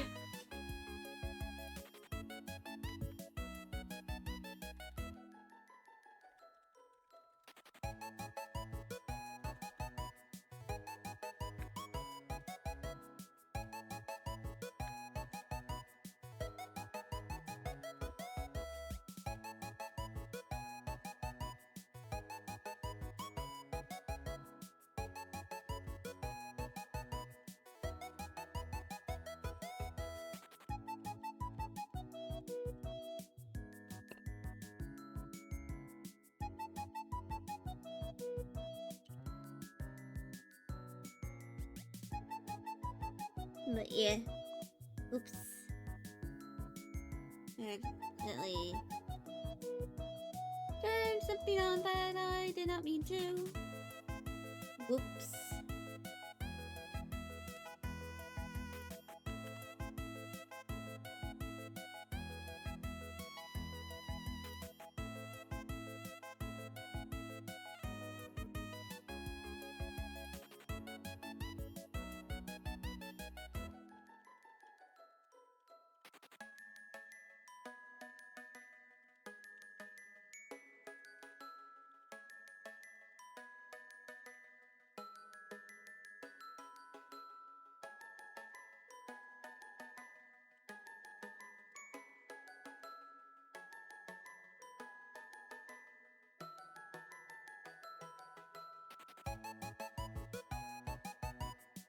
Yeah. I'm probably going to like do a small break when the ads run. I'm not sure how much I will possibly write here. But I'm going to try and get like at least a full page of another full page of outline.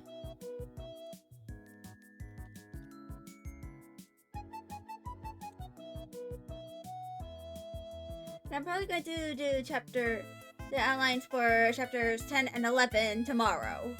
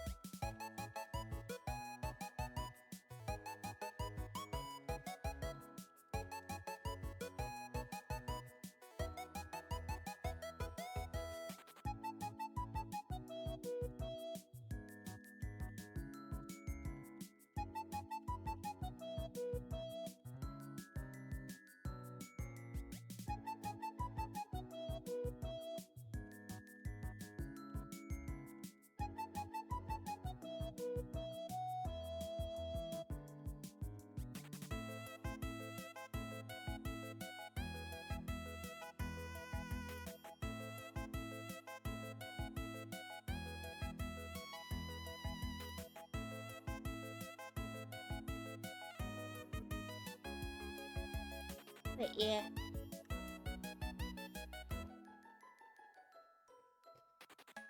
So I'm just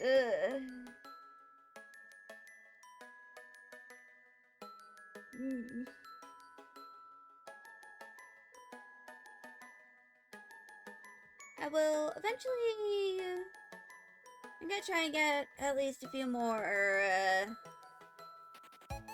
stuff written down, but ads are about to start, so probably best that I kind of stop where I am.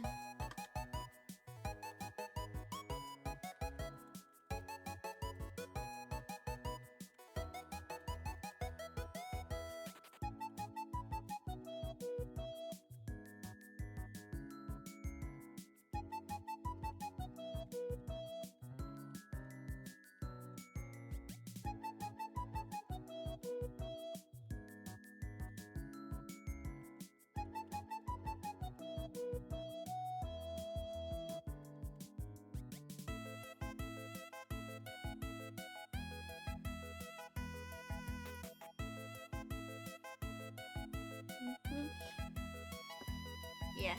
Ads are starting in about half a minute, so I'm going to take a little break.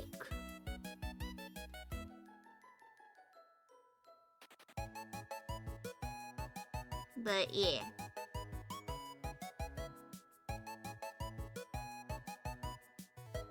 I'm just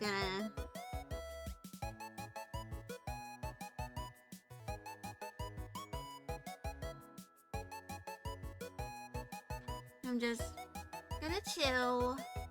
I'm actually gonna eat something.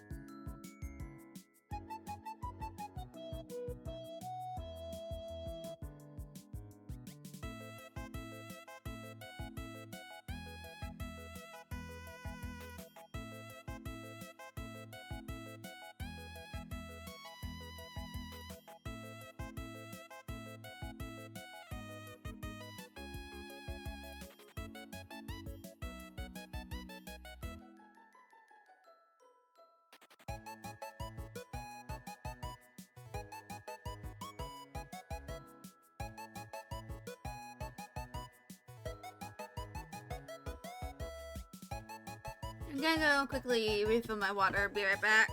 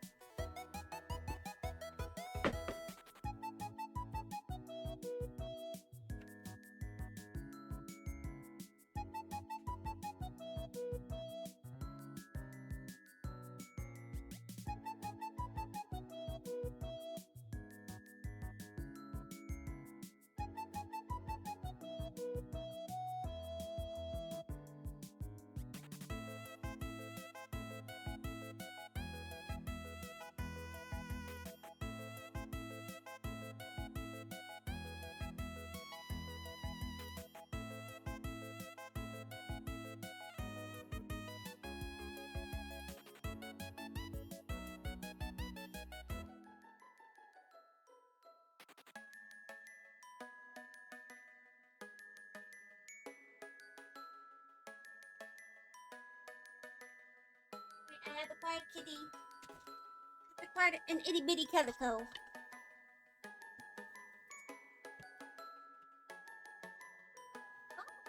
Oh wow! Complaining out there. She says hi. She says hi to chat. You know. She's probably going to interrupt me while I'm writing. She's very silly. Yes, I'm talking about you. You're silly. She just looked at me like, what?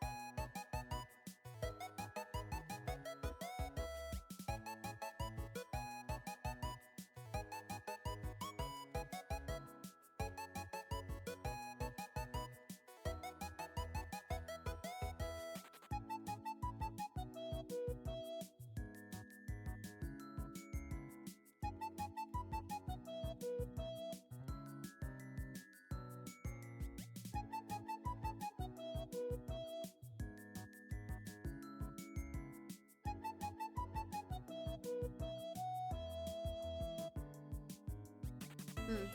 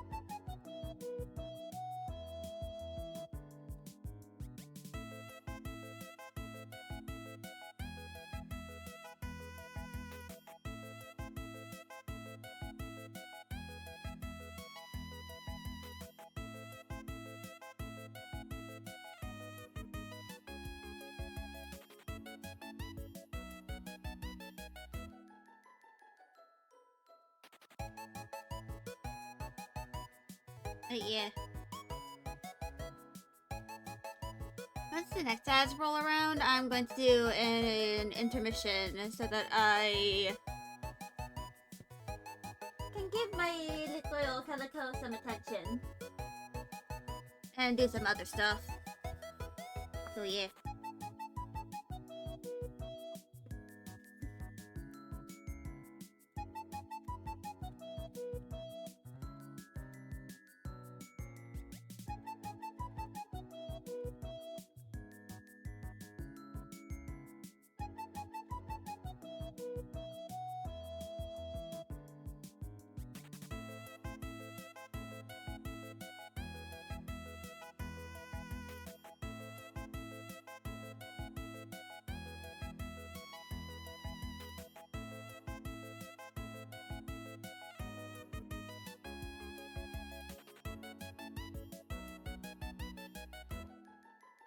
Hold on.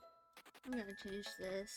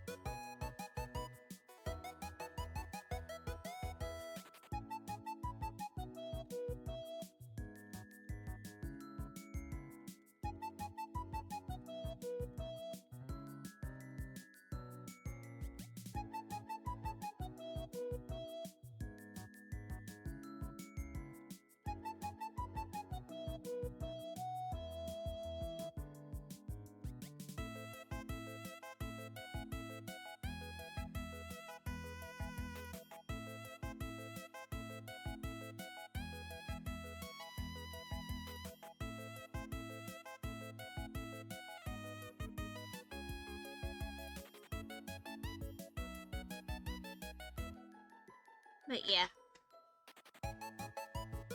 Now we're getting pretty close to writing chapter 10.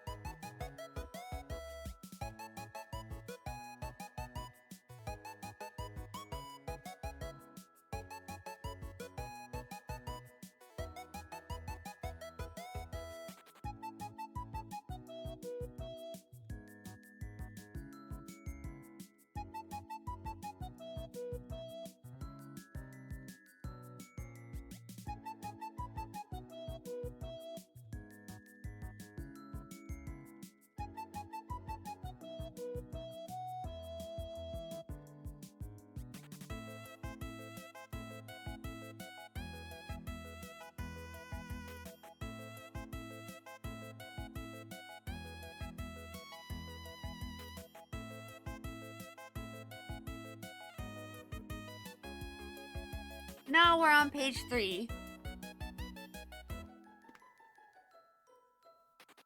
So I might actually start writing a bit of the actual story here. Simply because I don't want to start going to the rest of the chapters. Here's here.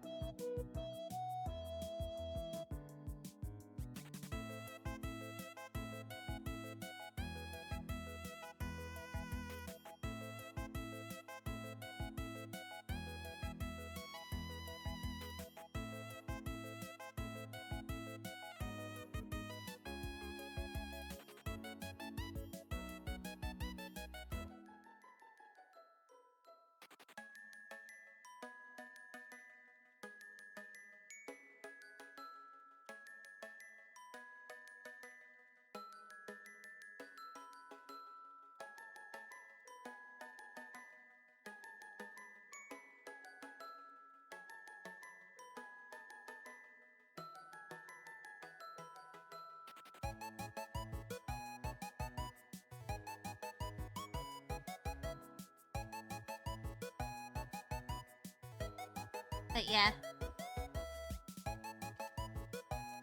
I'm going to cross that out. But yeah. I'm going to copy this.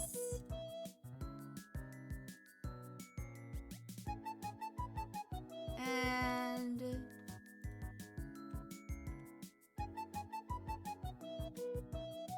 I'm also going to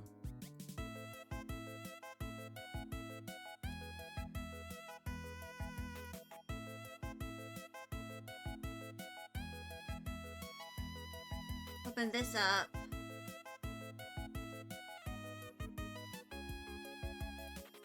We just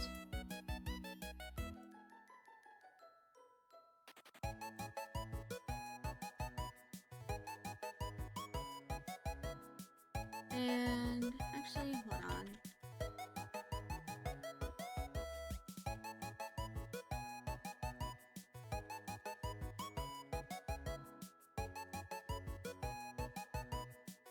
And I'm going to save this as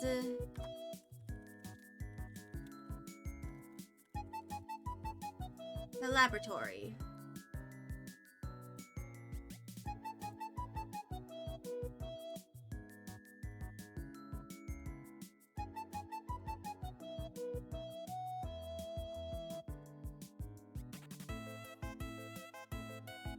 And then chapter 11.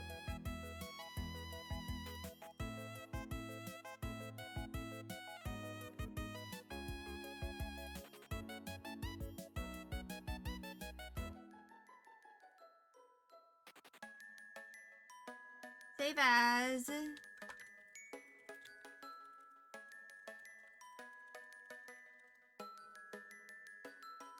that.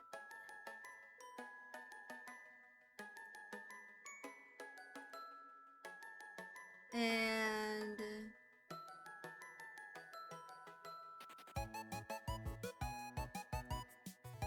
I'm going to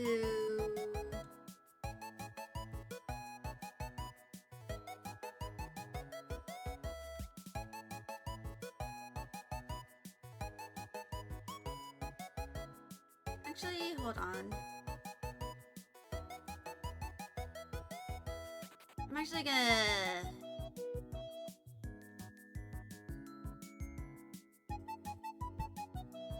take a picture real quick.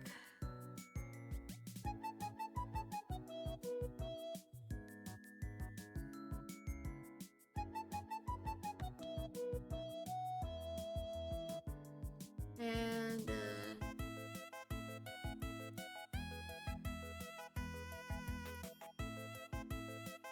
I accidentally opened up to a picture of my cat. Let me just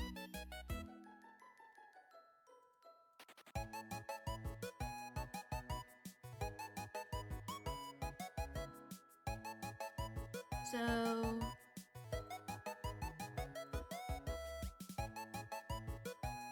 I believe that I have chapter 10, 11.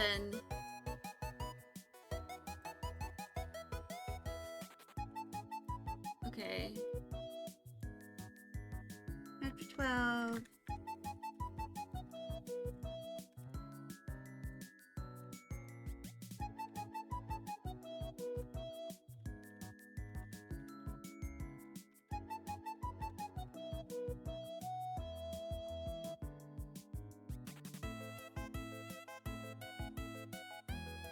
Writer document.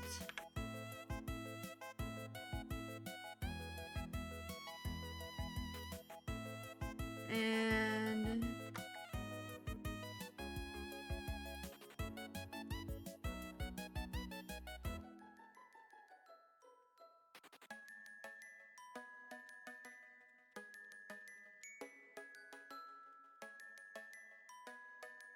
And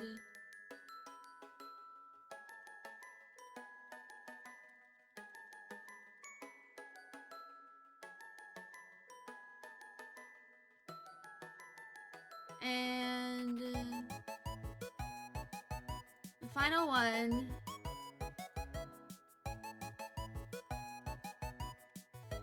Chapter 14.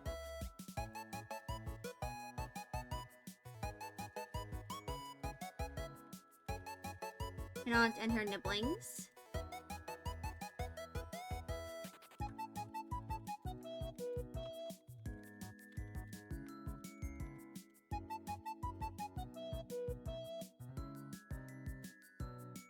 And I'm going to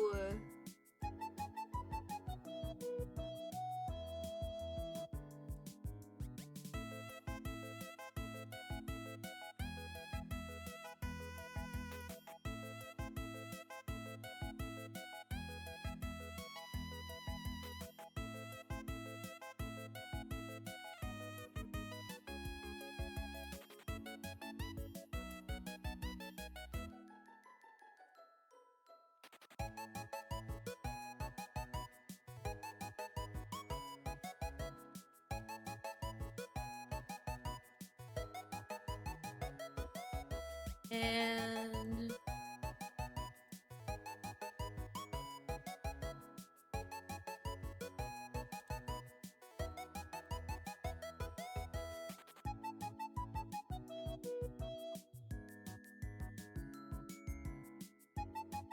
so disturbing realizations.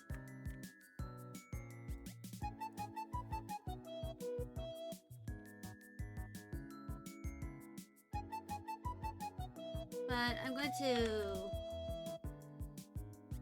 copy that,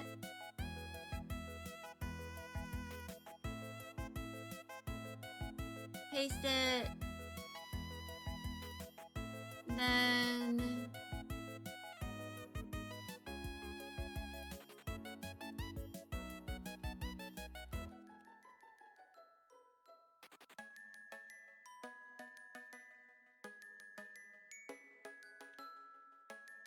save.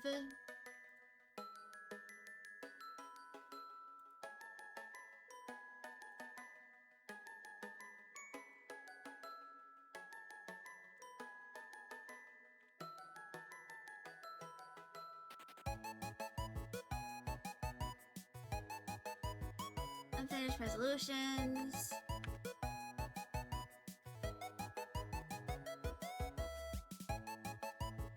And then an aunt and her nibblings.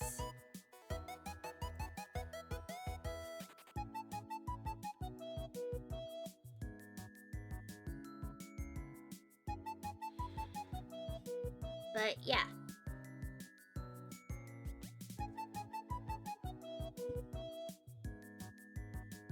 This is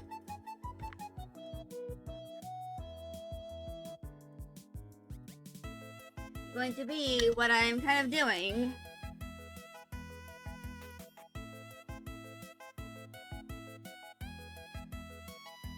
So I think I'm going to start writing the actual chapter here after my intermission, since I have like an hour left. I don't want to bother switching to something else. So, yeah. I'll likely return in a few minutes. Because I just have stuff I plan on doing.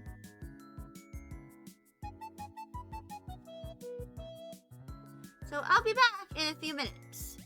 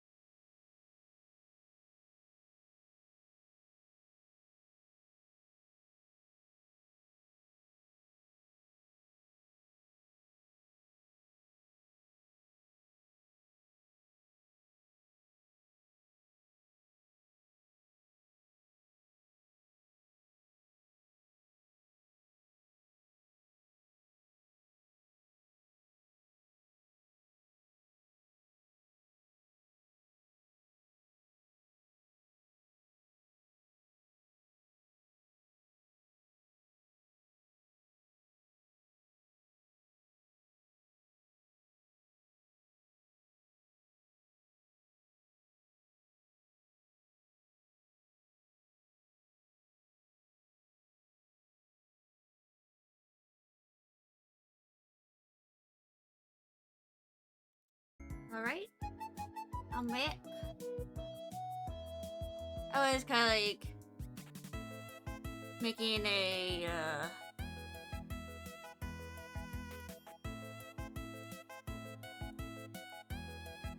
I was trying to kind of make the post for my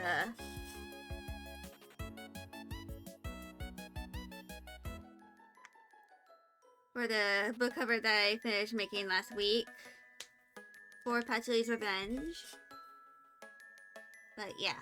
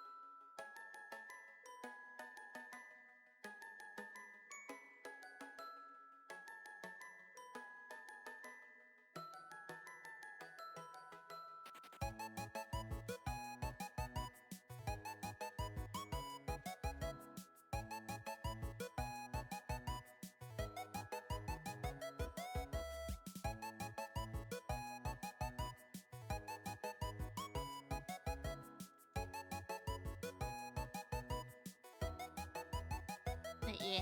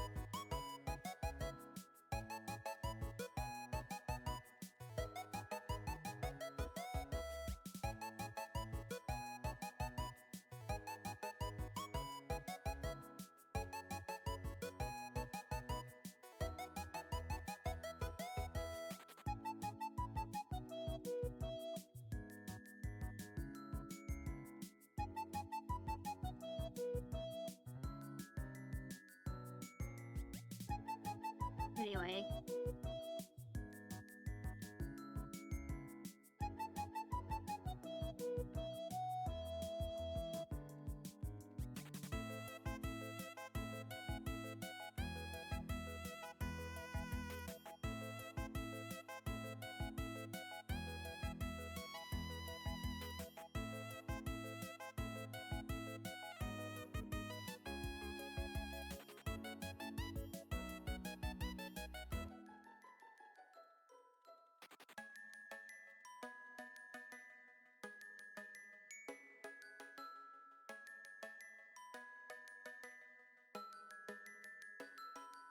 And there we go.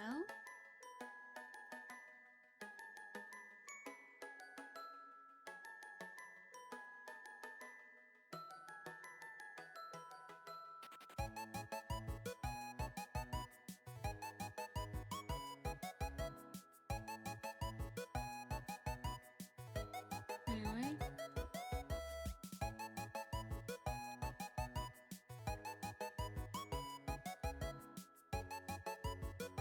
I'm gonna put all of this in italics actually, to kind of differentiate it from the rest of it. But yeah, this has a total of 3 pages in terms of the outline.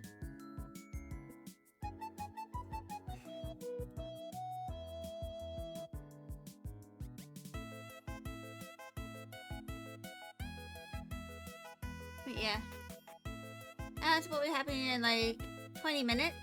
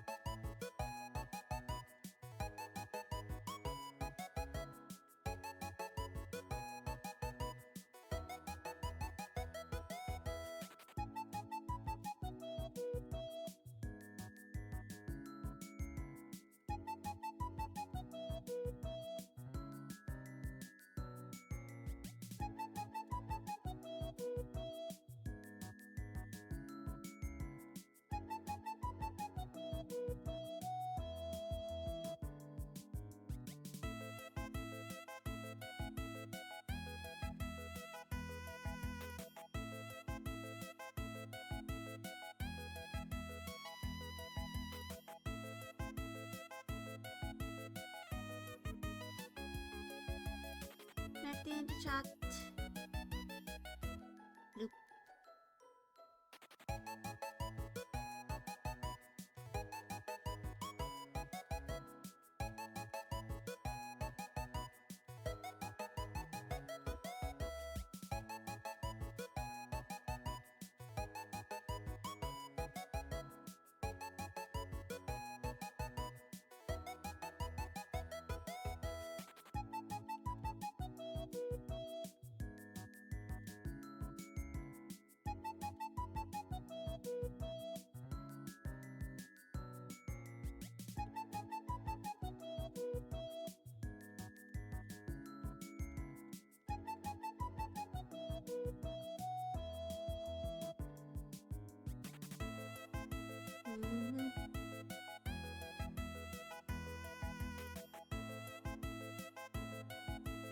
yeah. So, given the amount of words that I write, I think likely the length of this chapter is going to be approximately 6 pages. Possibly 7 or 8, depending on how much I write.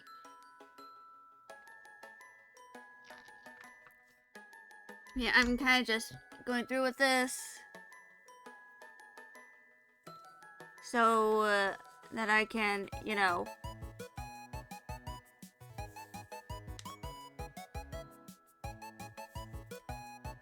so that I don't have to write the other chapters. Here's out here.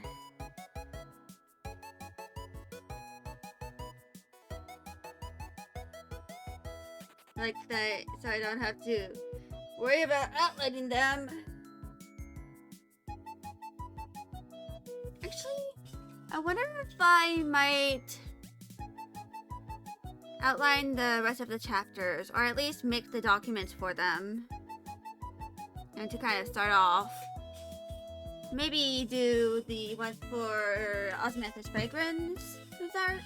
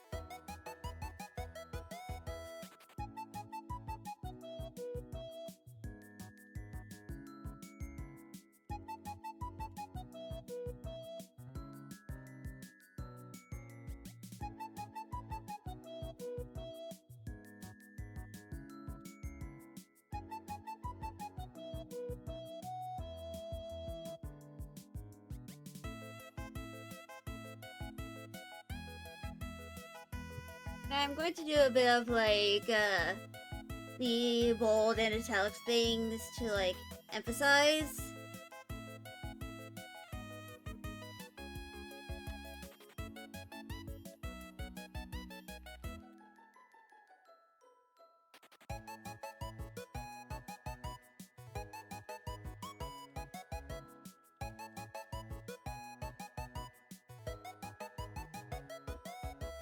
Anyway.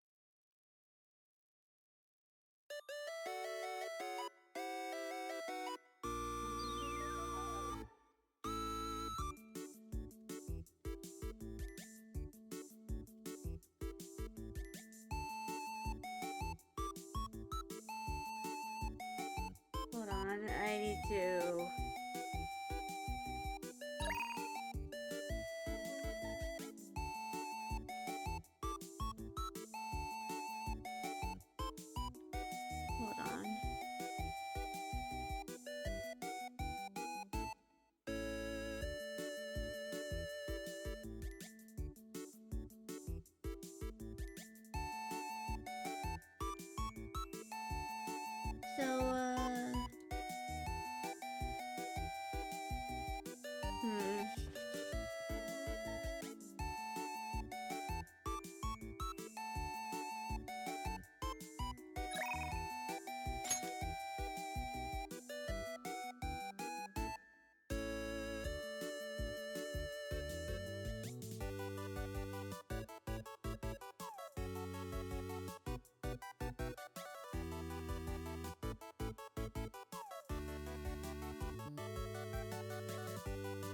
hold on.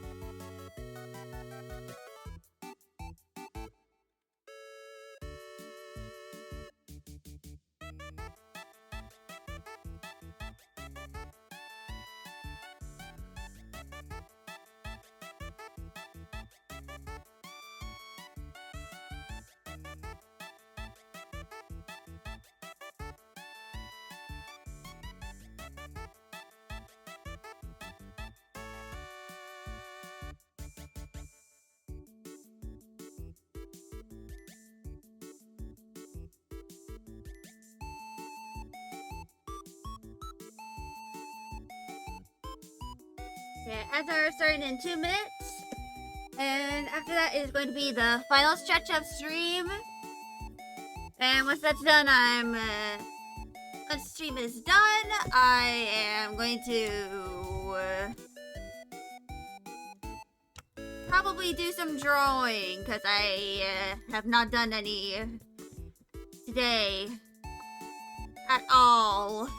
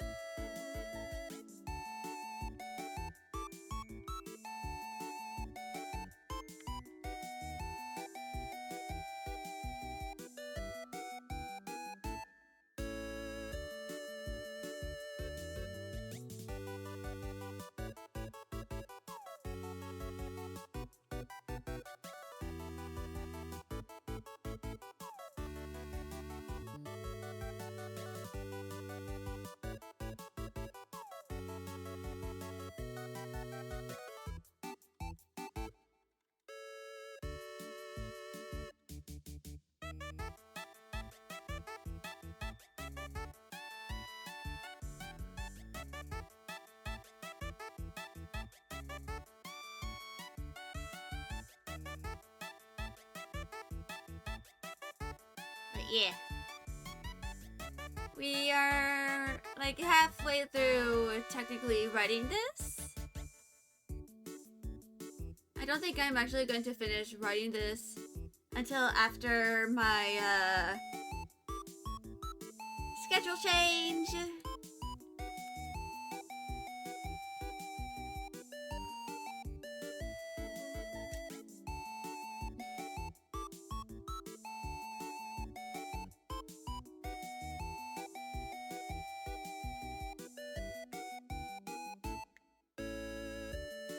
But yeah, ads are about to start, so I'm just going to save and take a small break to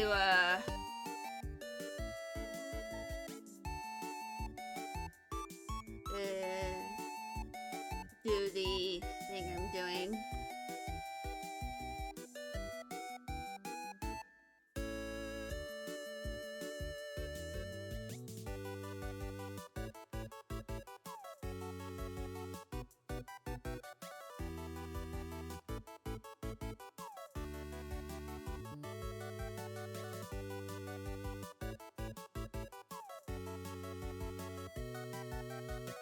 But yeah. I'm also going to go to Blue Sky. And I'm gonna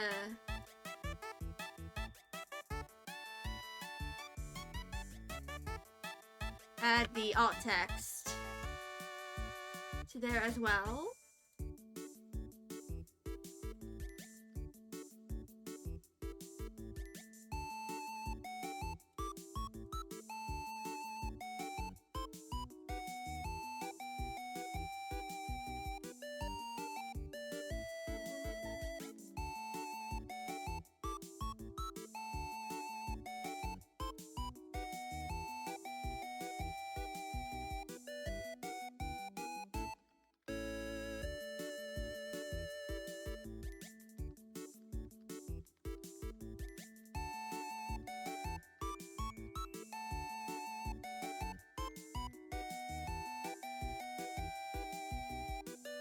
So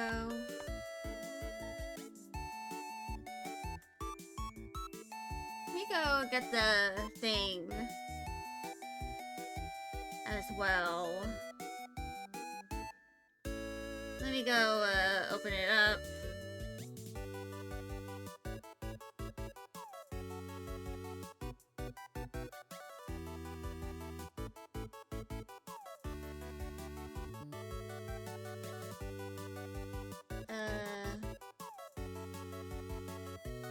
I'm gonna open it up real quick. You're gonna see this for a bit.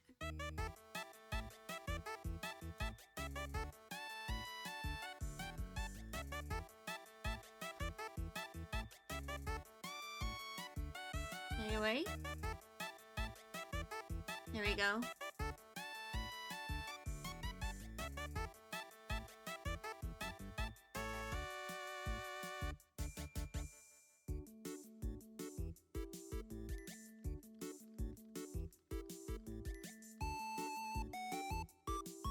You're back. How's writing gone? I finished writing chapter 8 in within like the first 2 hours of stream, so I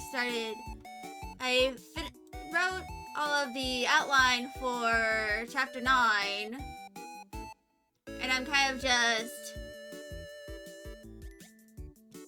writing the actual chapter since I don't want to bother starting to write chapter 10.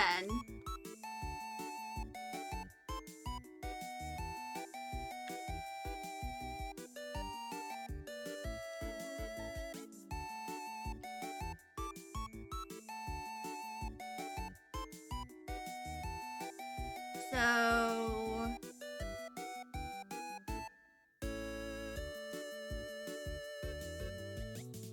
there we go.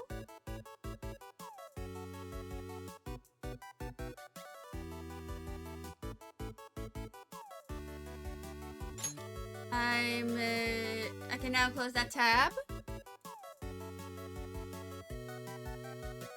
But yeah, right now it's going pretty well.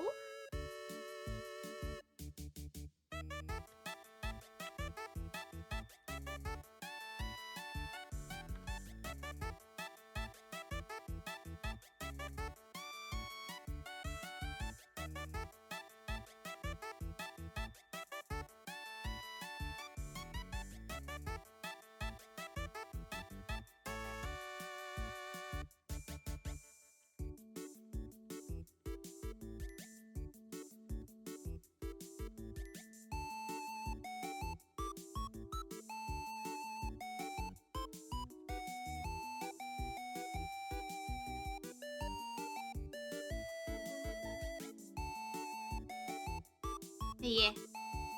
I made some good progress. And I ended up counting, and I have 33 chapters to write.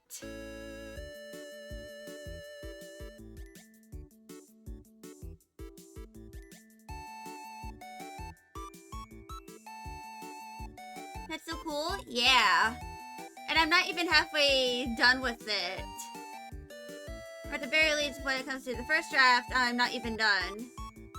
It's very likely that I might make this story either longer or shorter, maybe combine certain chapters together, or to make it a little more cohesive. Maybe even separate a few chapters. But now we're at over 1,000 words, which, actually, let me go to this. This is less than 1,000 words. A good chunk of the words here are from the actual outline. But anyway.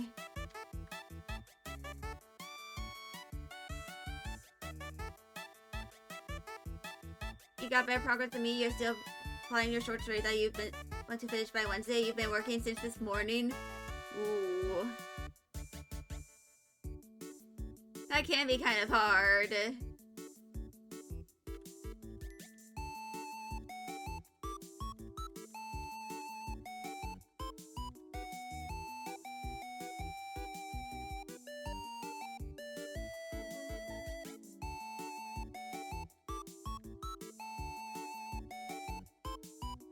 The problem is you keep getting distracted by small things.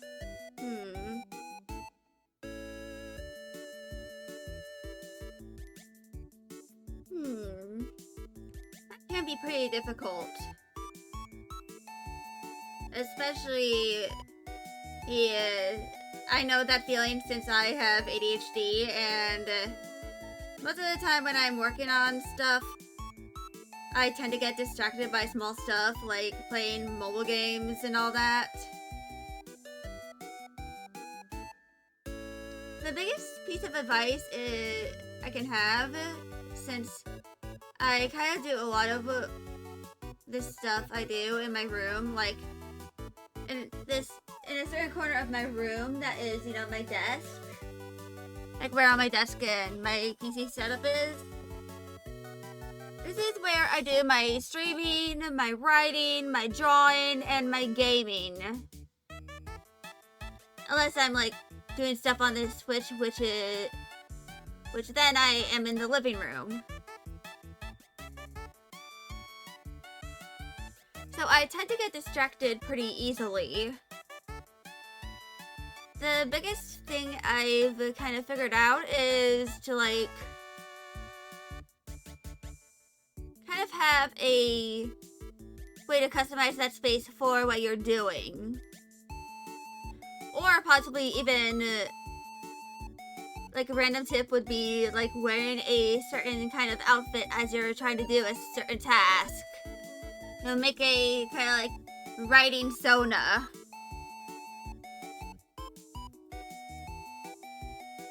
Which for me, I kind of have I have two playlists of instrumental music / background music that I do while doing certain tasks. I have this playlist, which is my streaming playlist, because all of the songs here are royalty free. And then I have my Get Pavlov's Idiot playlist, which it has some video game music, and is generally just the playlist I usually use when I'm trying to do certain things. Like, for example, assignments, because I'm a college student. But you can kind of have different playlists of music for certain things that you're doing, if you so wish. Like, you can like probably use like Spotify or SoundCloud for this. Like, have a playlist dedicated to when you're writing, when you're drawing, working, or anything along those lines. Essentially, base it off of... Essentially, try to figure out a way to get you in the zone. In my case, you can even consume something like candy or gum in order to help you with, like, having some kind of sensory input as you are writing.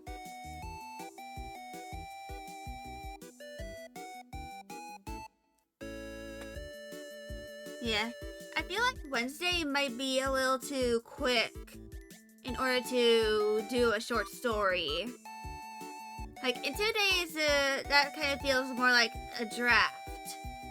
Or like the amount of time you can take to make an outline for your story.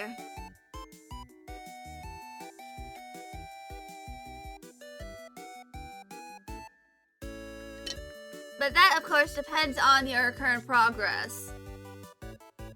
Depending on how long you've been working on it and how much progress you've gotten and throughout, finishing it in 2 days might be a possibility. But when it comes to stuff like this, like, since I'm writing a whole ass novel, I definitely can't finish that in, like, 2 days. Like, I could get a chapter done in 2 days. But that is probably, like, the extent of my ability. That is the extent of how much I might be able to write within that time. And a lot of this kind of hinges on, you know, what you know your limits are for writing. Me, for example, I know that I can't really write for, like, more than a couple of hours before my brain gets fried. Eventually, I have to stop after, like, 4 hours of writing in order to rest my brain.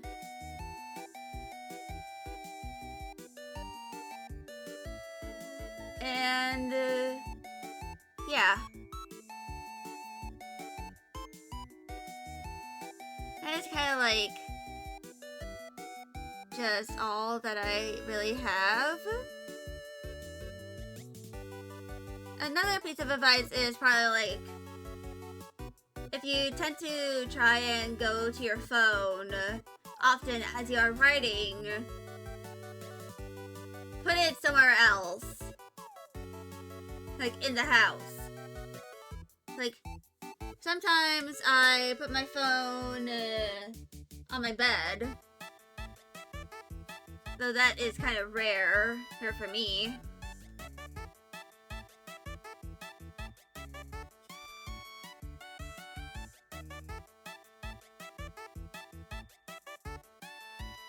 But yeah. Other than that, that is, you know, like my advice. But another thing is, depending on what the small things are, you can probably do them before you start writing.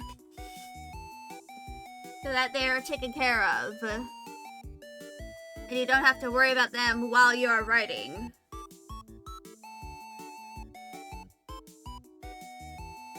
But yeah.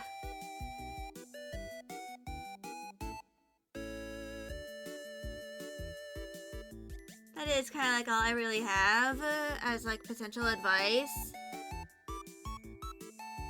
Also, I might make a placeholder section break for this.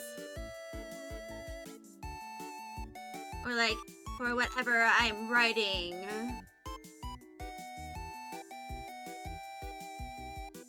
Because right now,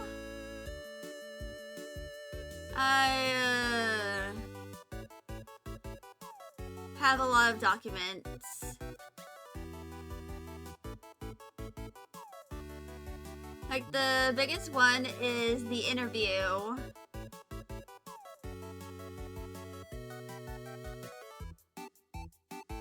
Probably because of all of the,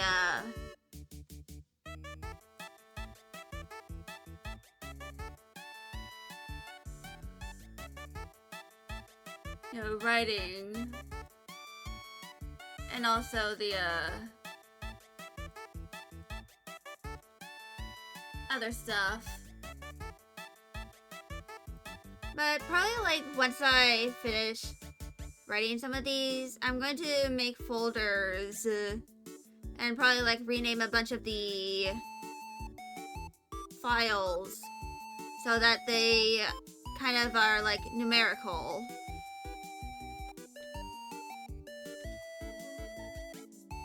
Because right now, for all of the stuff I have,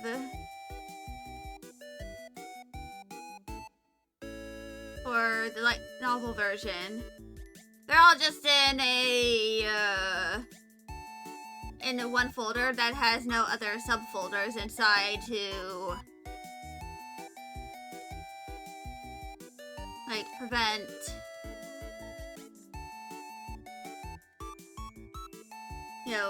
crowding.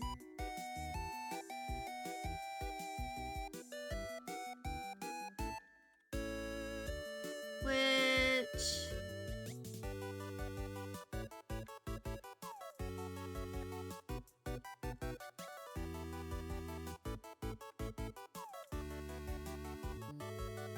so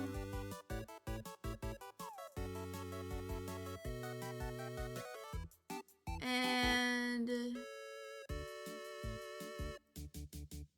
I'm going to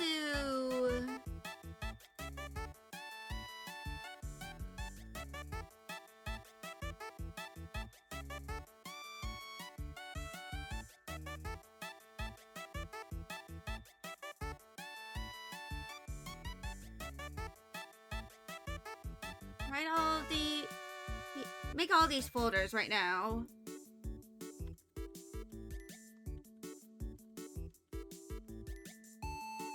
And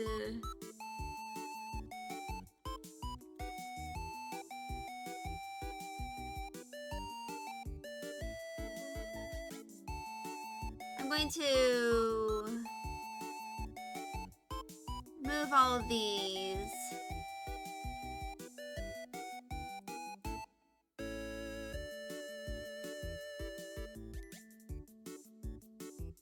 And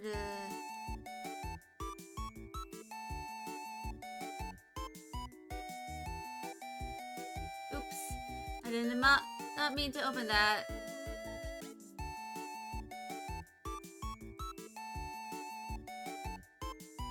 And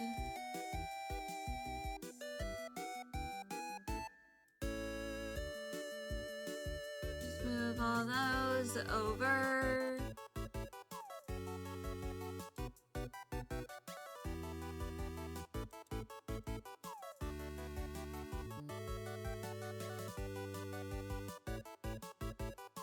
And then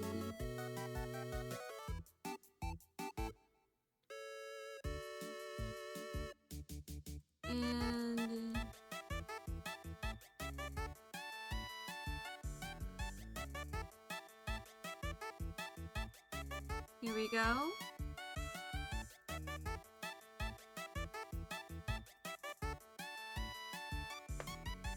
But yeah. This is the current progress of chapter 9. I'm done with the outline and I wrote about a page and 3/4 of the actual story.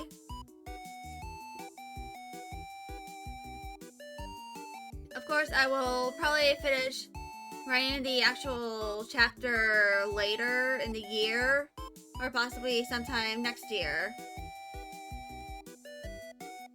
But yeah, I'm gonna probably yap a little bit So, to explain what I'm going to be doing for the next few days, like for the rest of the week, I am focusing on completely on just writing, just all writing. Because I wanted to try and dedicate a whole week to writing.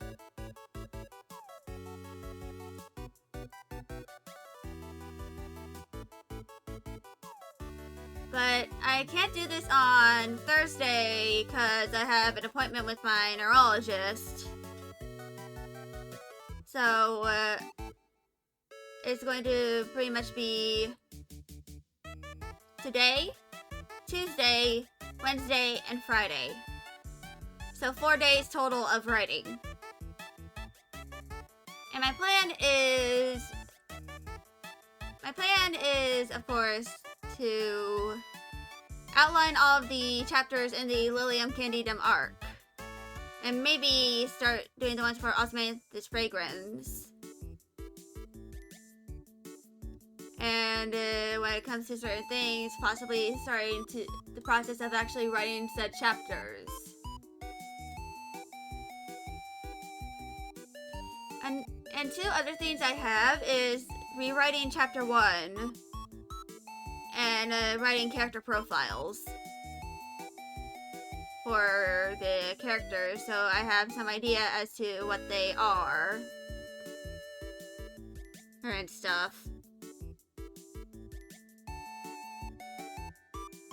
But of course, next week is going to be the final week of me doing a full week of streaming.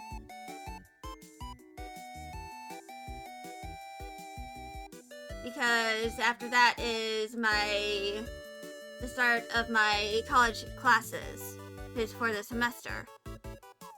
My plan is to kind of stream every Sunday during my semester, so I don't lose the ability to stream, unlike the last few semesters where I've just done a complete hiatus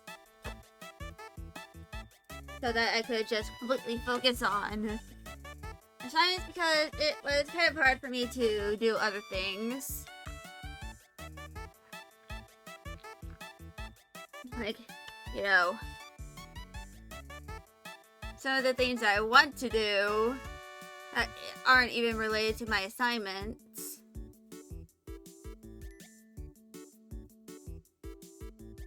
So, yeah. I'll probably do my streams on Saturdays. Not Saturdays, Sundays, cause maybe Saturdays for the first few weeks. Like the first, 3 weeks of my, the first 2 weeks of my semester. As I won't have my Saturday lab during that time. But then I'll have it for the rest of my semester. So probably just, I'm going to dedicate at least one day of the week to streaming, likely a weekend. And then the rest of the week, I'm going to dedicate to doing all my assignments. Which, once the classes have been published, I'll figure out, how to do everything. What I'll likely do every single day for all of my classes. Since I'm able to, with my to-do list and all my managing techniques and stuff, I can do between 4 to 6 assignments every day. That is the amount of stuff I can do every single day. In fact, I might be able to possibly get ahead of certain things and finish certain stuff early. Which means possibly more time to dedicate to streaming. You know, before my week-long break for my pre-Christmas Canada trip. But anyway, I'm going to end stream here. Tomorrow is going to be more outlining for my stories. And possibly even,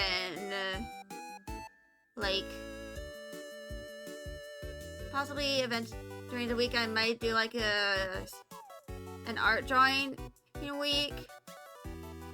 But other than that, I am going to end stream and see y'all tomorrow. Bye, y'all!